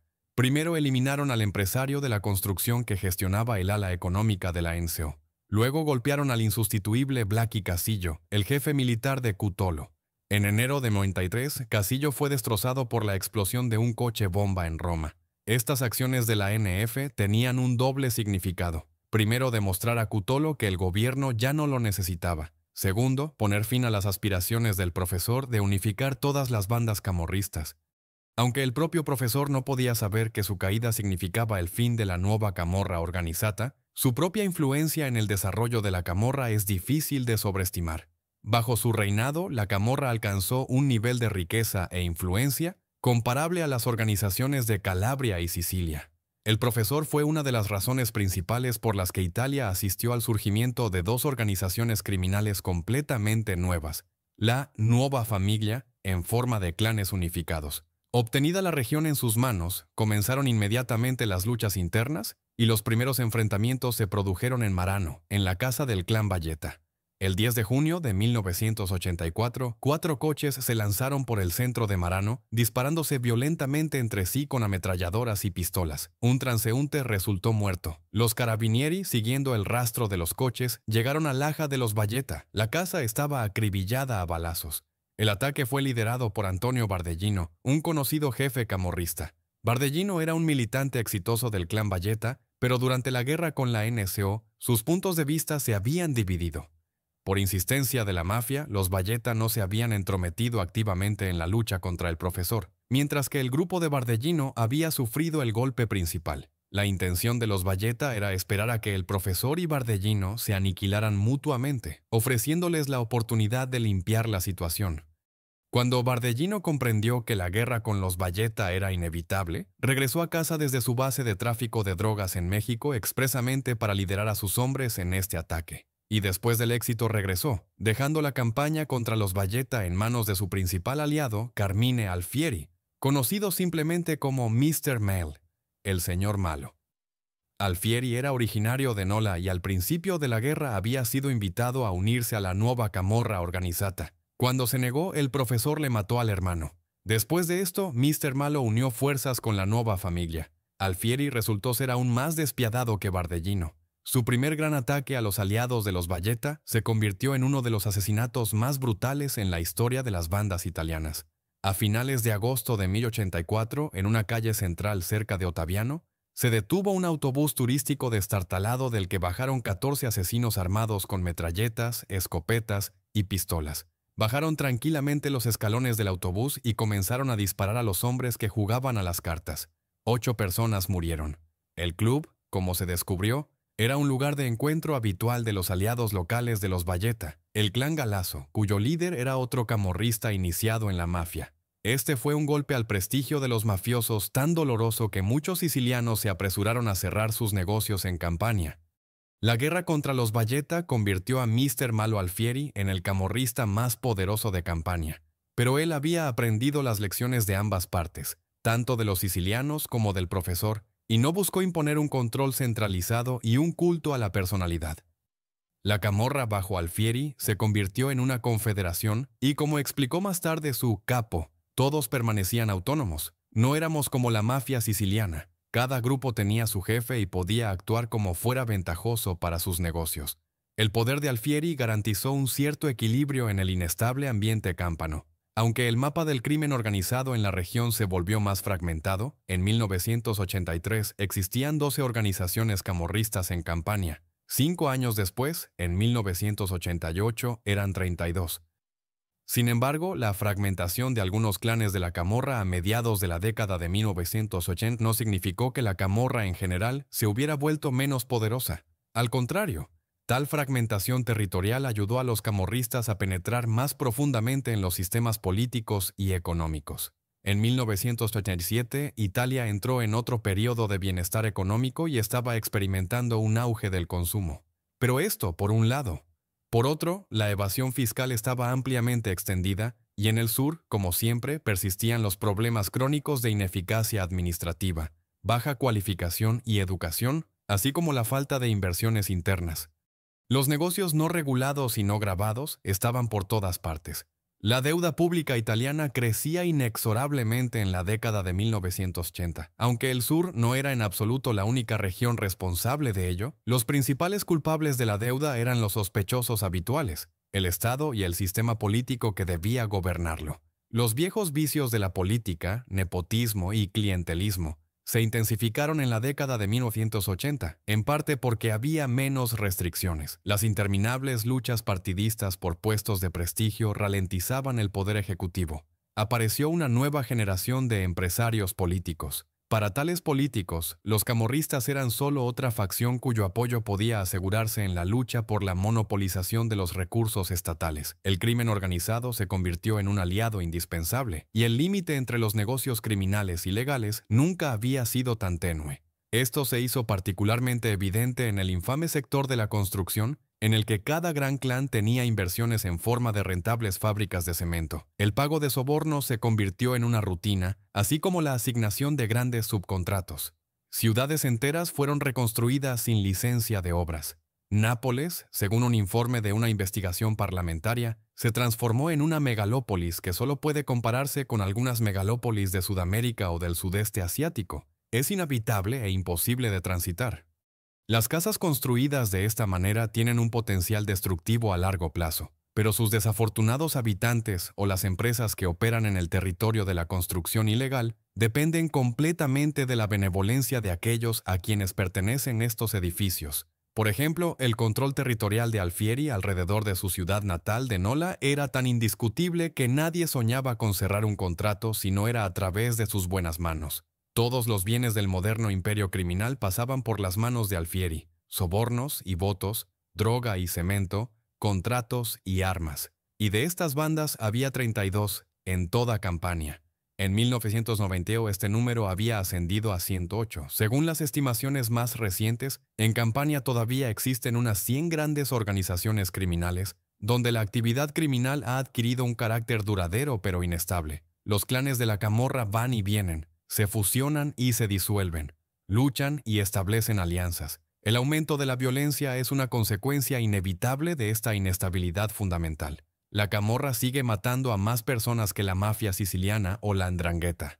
En los últimos años se han registrado varios picos importantes en el nivel de homicidios. De 1924 a 1998, hubo más de 100 homicidios al año cometidos por la Camorra, y luego de nuevo en 2004 y 2007. La crisis económica mundial de 2008 representó un terreno fértil para la Camorra. De hecho, son realmente ricos, y en los momentos difíciles, el dinero lo resuelve todo. En la Italia moderna, la Camorra ya no se asocia con los barrios bajos de Nápoles o con Via Forcella. La Camorra es quizás uno de los proyectos arquitectónicos más feos en la periferia de Scampia. El complejo residencial Le Vélez es quizás el peor proyecto de vivienda en Europa. En los años 2000, la Camorra transformó los rascacielos triangulares de Le Vélez en un centro comercial para la venta de drogas. El complejo, construido en los años 60 y 70, había sido concebido para imitar las bulliciosas calles del centro de Nápoles, pero en realidad resultó ser un edificio feo y confuso, un laberinto de pasillos y espacios internos que parecía creado específicamente para la venta de drogas. Además, fue construido muy mal, los ascensores no funcionaban, el cemento se desmoronaba, el techo goteaba. Estos problemas llevaron a Le Vélez al estatus de barrio marginal casi inmediatamente después de su creación. Y cuando los refugiados desesperados, después del terremoto de 1980, ocuparon ilegalmente los apartamentos vacíos, los pocos ciudadanos respetuosos de la ley que se encontraban en Le Vélez se encontraron literalmente en el corazón del tráfico de drogas. La policía acudía a Le Vélez rara vez, y aún más rara vez entraba al interior. Actualmente, después de 20 años de disputas, Le Vélez finalmente ha sido demolida y sus habitantes han sido trasladados a nuevas viviendas. En las décadas de 1990 y 2000, la distribución de drogas en Le Vélez estaba bajo el control del clan Lauro. Su fundador era Paolo Lauro, conocido como O Milionario. Su base se encontraba en Secondigliano, un barrio cercano a Scampia, en la periferia norte de Nápoles, que originalmente era una serie de grandes y elegantes casas del siglo XVIII, alineadas a lo largo de la carretera rural. Pero en los años 70 y 80 aquí ya se levantaban enormes y nuevos complejos residenciales. O Millonario lideraba una organización centralizada creada para las necesidades del narcotráfico. Entre sus colaboradores más cercanos estaban sus 2 hijos y su yerno. Bajo su mando estaban los llamados delegados, que se ocupaban de la compra y venta al por mayor de drogas. Todo lo que estaba por debajo de este nivel superior del clan era gestionado por una especie de sistema de franquicia que mantenía las arriesgadas y desordenadas operaciones comerciales diarias a una distancia segura. A 20 jefes de zona se les había concedido el derecho de gestionar las ventas en varios barrios del territorio del millonario, así como de gestionar a los vendedores callejeros, los observadores y los sicarios. Los miembros oficialmente reconocidos del clan eran unas 200 personas, pero se empleaban muchas más. Según estimaciones aproximadas, en el punto álgido del poder de O Millonario, los ingresos de la organización por la venta de drogas ascendían a $1.300 millones al año. En 2002, O Millonario se vio obligado a huir de la justicia, y el control pasó a sus hijos, quienes se esforzaron por aplacar las ambiciones de los delegados de la organización. El resultado del invierno de 2004-2005 fue la más violenta de las recientes guerras de Camorra, conocida como la Primera Disputa de Escampia, cuando el clan Lauro luchó con la facción separatista llamada Los Españoles. En ese periodo murieron unas 100 personas, incluidas mujeres. La Segunda Guerra en Escampia estalló en 2012 ya entre las filas de los mismos españoles. El clan Lauro fue una de las organizaciones camorristas más jerárquicamente estructuradas de la última generación. Su ejemplo muestra el núcleo de la estructura de la camorra moderna. Por un lado, el clan de la camorra necesita una rígida estructura de mando, sobre todo para llevar a cabo guerras y defender el territorio. Por otro lado, el clan también debe ser lo suficientemente flexible para que sus jefes puedan unirse ampliamente en redes, aprovechando cada oportunidad criminal que se presenta, en el país o en el extranjero. Fuera de estos principios es posible una amplia gama de estructuras. El término camorra ha llegado a abarcar de todo, desde las bandas callejeras que venden drogas, que se pueden encontrar en los barrios marginales de muchas ciudades occidentales, hasta los grandes sindicatos con sólidos lazos con el sistema político y la economía legal. Como en el caso del clan Lauro, los lazos de sangre a menudo contribuyen a unir a los miembros principales de cualquier organización. Los jefes de la camorra suelen ser educados en tradiciones familiares de violencia y maestría criminal. Los matrimonios mixtos entre familias camorristas de territorios vecinos ayudan a consolidar el poder y a transmitir esta maestría de generación en generación. El concepto de maestría aún proviene del sistema carcelario. Un verdadero jefe criminal siempre está dedicado a un trabajo criminal real y a nada más importante. La importancia de los lazos familiares dentro de los clanes de la camorra ayuda a explicar por qué las mujeres pueden asumir roles de liderazgo. Los casos de Pupeta Maresca y de la hermana mayor del profesor, Rosetta Cutolo, nos indican que ya antes de la década de 1990, algunas mujeres de la camorra eran más visibles que las mujeres sicilianas o calabresas. Pero en las últimas 2 décadas, las mujeres en la camorra se han vuelto mucho más evidentes. Hay 2 razones para esto. Primero, los jefes criminales se han liberado de los viejos prejuicios que los hacían ciegos ante los talentos criminales de las mujeres. Segundo, debido a la creciente presión policial, los clanes han delegado mayor poder a las mujeres cuando sus hombres se esconden o son arrestados. Ni Sicilia ni Calabria han visto nunca nada comparable a la brutal batalla que se desató entre las mujeres de los clanes Graziano y Cava en 2002. El 26 de mayo de ese año, un grupo de fuego de los Graziano, que incluía a 3 mujeres, persiguió y embistió un coche en el que se encontraban 5 mujeres de los Cava. En el curso de la sangrienta carnicería, 4 mujeres de los Cava fueron asesinadas y la quinta quedó paralizada. Tanto entre las víctimas como entre los criminales, estuvieron involucradas varias generaciones de mujeres, madres, hijas e incluso abuelas. La camorra, al ser un fenómeno único entre las organizaciones criminales italianas e incluso mundiales, también ha permitido que representantes de minorías sexuales asuman posiciones de liderazgo. Anna Carracciano, conocida como O Masculone, la Marimacho, una de las 12 hermanas y hermanos de los Quartieri Espagnoli de Nápoles, de los cuales 11 estaban activamente involucrados en el crimen organizado. Era una mujer que participaba activamente en las operaciones militares en nombre de su clan en 2006. Fue encarcelada. 3 años después, la policía arrestó a Hugo Gabriele, quien, según las autoridades, es el primer camorrista transexual registrado. Conocida como Katy, Gabriele es el hermano menor en uno de los clanes que se separaron de la organización del millonario durante la sangrienta disputa de Escampia en 2004-2005. Según la policía, cuando su hermano fue ascendido, Katy pasó de vender cocaína a sus clientes, era una prostituta, a asumir un papel más gerencial en el narcotráfico. Además del hecho de que la camorra se basa en los lazos familiares, la promoción de Katy podría estar también relacionada con la tradicional tolerancia de la cultura popular napolitana hacia los hombres transexuales, los llamados feminieli. Cada facción tiene su territorio y actualmente ya no es necesario luchar por él. Todo está distribuido. Y debido al control físico completo sobre un determinado territorio, ha surgido una tendencia a la concentración en tipos específicos de actividades, como la distribución de drogas, el juego ilegal, la venta de cigarrillos y así sucesivamente. En segundo lugar, la camorra todavía se orienta hacia jóvenes reclutas. Si la mafia es Medusa, la camorra es una hidra, a la que en lugar de una cabeza cortada le crecen dos nuevas. Los jóvenes y audaces anhelan enriquecerse rápidamente, y la camorra está dispuesta a ofrecerles esta oportunidad. En tercer lugar, sigue siendo el viejo y buen racket y la venta de protección de todo tipo. En caso de rechazo de la protección en su territorio, los camorristas pueden transformar la tienda de un ciudadano honesto en un punto de tránsito para los toxicómanos. Así, en el horno de microondas de un bar, los traficantes escondían kilos de heroína, y este es solo uno de los cientos de métodos de presión de los que son capaces los operadores criminales. En cuarto lugar, las actividades tradicionales como los casinos clandestinos, las apuestas y la usura son actuales también en nuestros tiempos. En quinto lugar, en nuestros días han aparecido grupos que se ocupan solo de contratos estatales y tienen mucho éxito. Esta es la misma camorra con los guantes beige, encarnada en el siglo XXI. Según rumores, la tarifa media por la intermediación es del 20% del contrato obtenido.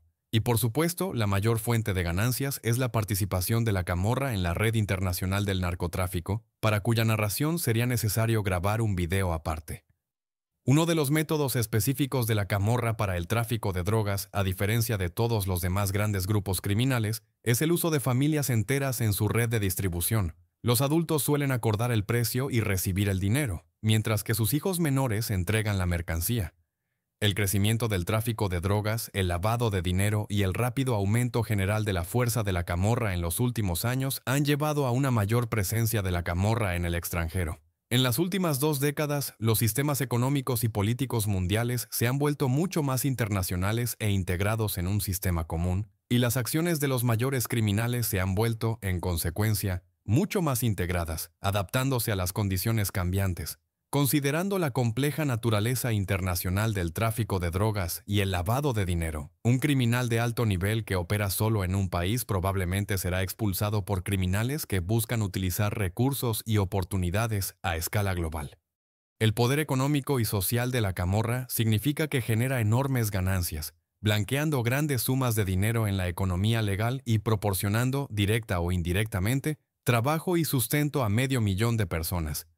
Como observó uno de los principales policías de Nápoles, la camorra probablemente se ha vuelto más peligrosa que la mafia, porque el crimen organizado en Campania está tan ampliamente extendido que erradicarlo es casi imposible, dado que no es un grupo monolítico como la mafia, donde se encuentra al jefe y a su segundo, se decapita la banda y los demás se desorientan. No, aquí se corta una cabeza, y las otras permanecen y toman su lugar.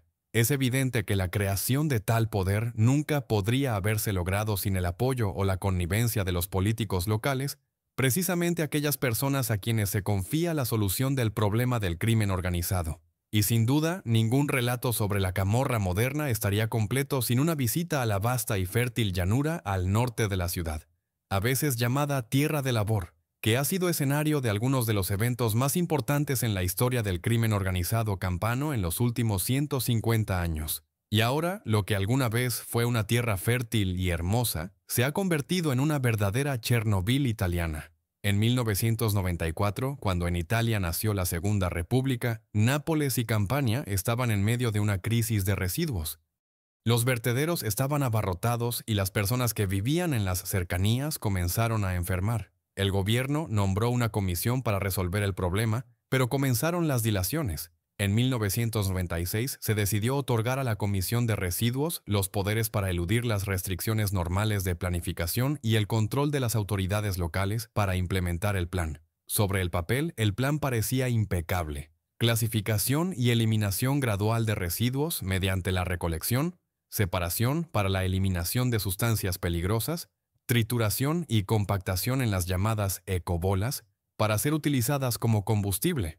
Era necesario construir 7 plantas para la producción de ecobolas y 2 nuevas incineradoras. Se afirmó que una vez en funcionamiento, en Campania habría un ciclo ideal de recolección y reutilización ecológica de residuos. Pero la solución al problema de los residuos en Campania se transformó rápidamente en una catástrofe ambiental. El ciclo de recolección de residuos fue un fracaso en cada etapa. A finales de 2007 se había construido una sola incineradora, y los planes para la construcción de la segunda fueron definitivamente cancelados en 2012, pero hubiera sido mejor no construirlas en absoluto. Las ubicaciones habían sido elegidas de forma extremadamente desafortunada. La primera se encontraba a unos pocos cientos de metros de un hospital pediátrico, y la segunda, que quedó como un proyecto, estaba prevista para su construcción en un lugar donde ya había tantos vertederos que los animales morían a su alrededor. Más tarde se descubrió que la incineradora construida funcionaba mal, extendiendo gases tóxicos en un radio de 10 que, con las 7 plantas de producción de ecobolas, las cosas fueron aún peor. Los cubos eran residuos comprimidos y sin seleccionar en envoltorios de plástico, que al quemarse liberaban sustancias desconocidas al aire. No se podía hacer nada más que depositarlos lo más lejos posible de las zonas residenciales. En toda Campania comenzaron a alzarse zigurats gris-blancos de cubos de residuos tóxicos. En 2004, el comisario regional de residuos informó al Parlamento que cada mes se utilizaban 40.000 metros cúbicos para el almacenamiento de ecobolas. Periódicamente, en los primeros años del siglo XXI, el sistema de recolección de residuos en Campania, que había colapsado, se bloqueaba por completo. En el peor periodo de 2007-2008, cientos de miles de toneladas de residuos domésticos y comerciales se acumularon en las calles. Las autoridades reaccionaron abriendo vertederos que ya se consideraban sobrecargados. Los habitantes del lugar, justamente preocupados por las consecuencias en la calidad de su vida, organizaron furiosas protestas.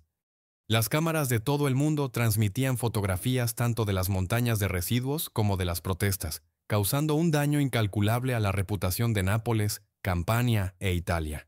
Los camorristas se unieron al negocio de la construcción más tarde que sus vecinos, pero con los residuos se encontraron a la vanguardia. Ecomafia es un término acuñado por los ambientalistas italianos para indicar el daño que el mundo criminal inflige a los recursos naturales y de otro tipo de Italia.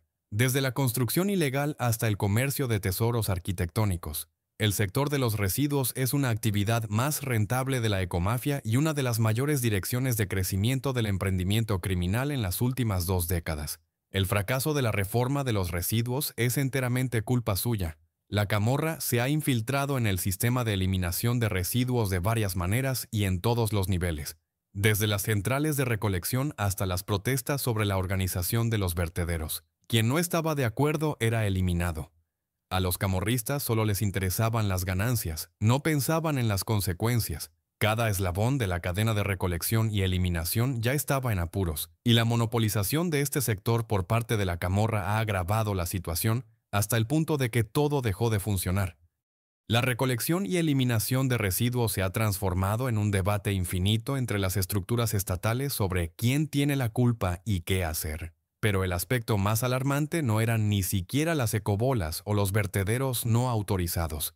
A principios de la década de 1990 comenzaron a aparecer pruebas de que la camorra estaba vertiendo ilegalmente millones de toneladas de residuos tóxicos de hospitales y diversas industrias en la tierra de labor, la zona al norte de Nápoles.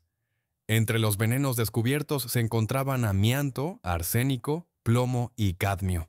El problema era mucho más profundo y cualquier intento de resolverlo conducía a la camorra. Este panorama fue confirmado por una investigación conocida como Operación Casiopea entre 1999 y 2003, que mostró las enormes ganancias que los camorristas obtenían del negocio de los residuos y los vertidos no autorizados. Uno de los investigados poseía 45 apartamentos y un hotel por un valor total de $65 millones. Muchos de los imputados en el proceso Casiopea confesaron, pero los residuos tóxicos todavía se encuentran en el territorio de Campania, y la cuestión de los residuos sigue siendo candente. El pico de la crisis de residuos napolitana en 2007-2008 coincidió con el éxito asombroso de un libro que hizo que la camorra fuera más conocida en todo el mundo de lo que lo había sido desde antes de la Primera Guerra Mundial, Gomorra. El nombre de este juego de palabras fue publicado en 2006 por un poco conocido escritor y periodista veinteañero, Roberto Saviano. Saviano es originario de Casal di Principe, situada en el corazón de la parte más tristemente célebre de la Tierra de Labor. Tras la muerte de Carmine Mister Malo, Alfieri en 1992, el clan Casalesi se convirtió en la fuerza dominante en la Camorra. Después de una sangrienta guerra civil, tomaron el control del negocio de la cocaína y ocuparon el sector agrícola, estableciendo un monopolio sobre varias marcas alimentarias famosas. Y finalmente fueron precisamente los Casalesi el clan responsable de la creación de la Chernóbil italiana en su territorio, ofreciendo servicios de eliminación de residuos tóxicos que simplemente se vertían en los canales. Para septiembre de 2006, Gomorra ya había ganado premios y contaba con decenas de miles de lectores, sobre todo entre los jóvenes. Saviano regresó a su ciudad natal para participar en una manifestación en defensa de la legalidad e inmediatamente quedó bajo la atención de los jefes de Casal di Principe, por lo que ahora vive bajo escolta permanente. Se puede pensar de diversas maneras sobre Gomorra, pero ha transformado de nuevo a la Camorra en lo que siempre debió ser, un escándalo nacional. Ha mostrado a la nueva generación de campanos lo que es la Camorra, aunque en una forma excesivamente emotiva. Y quizás sea precisamente la nueva generación la que finalmente encuentre una manera de enfrentarla.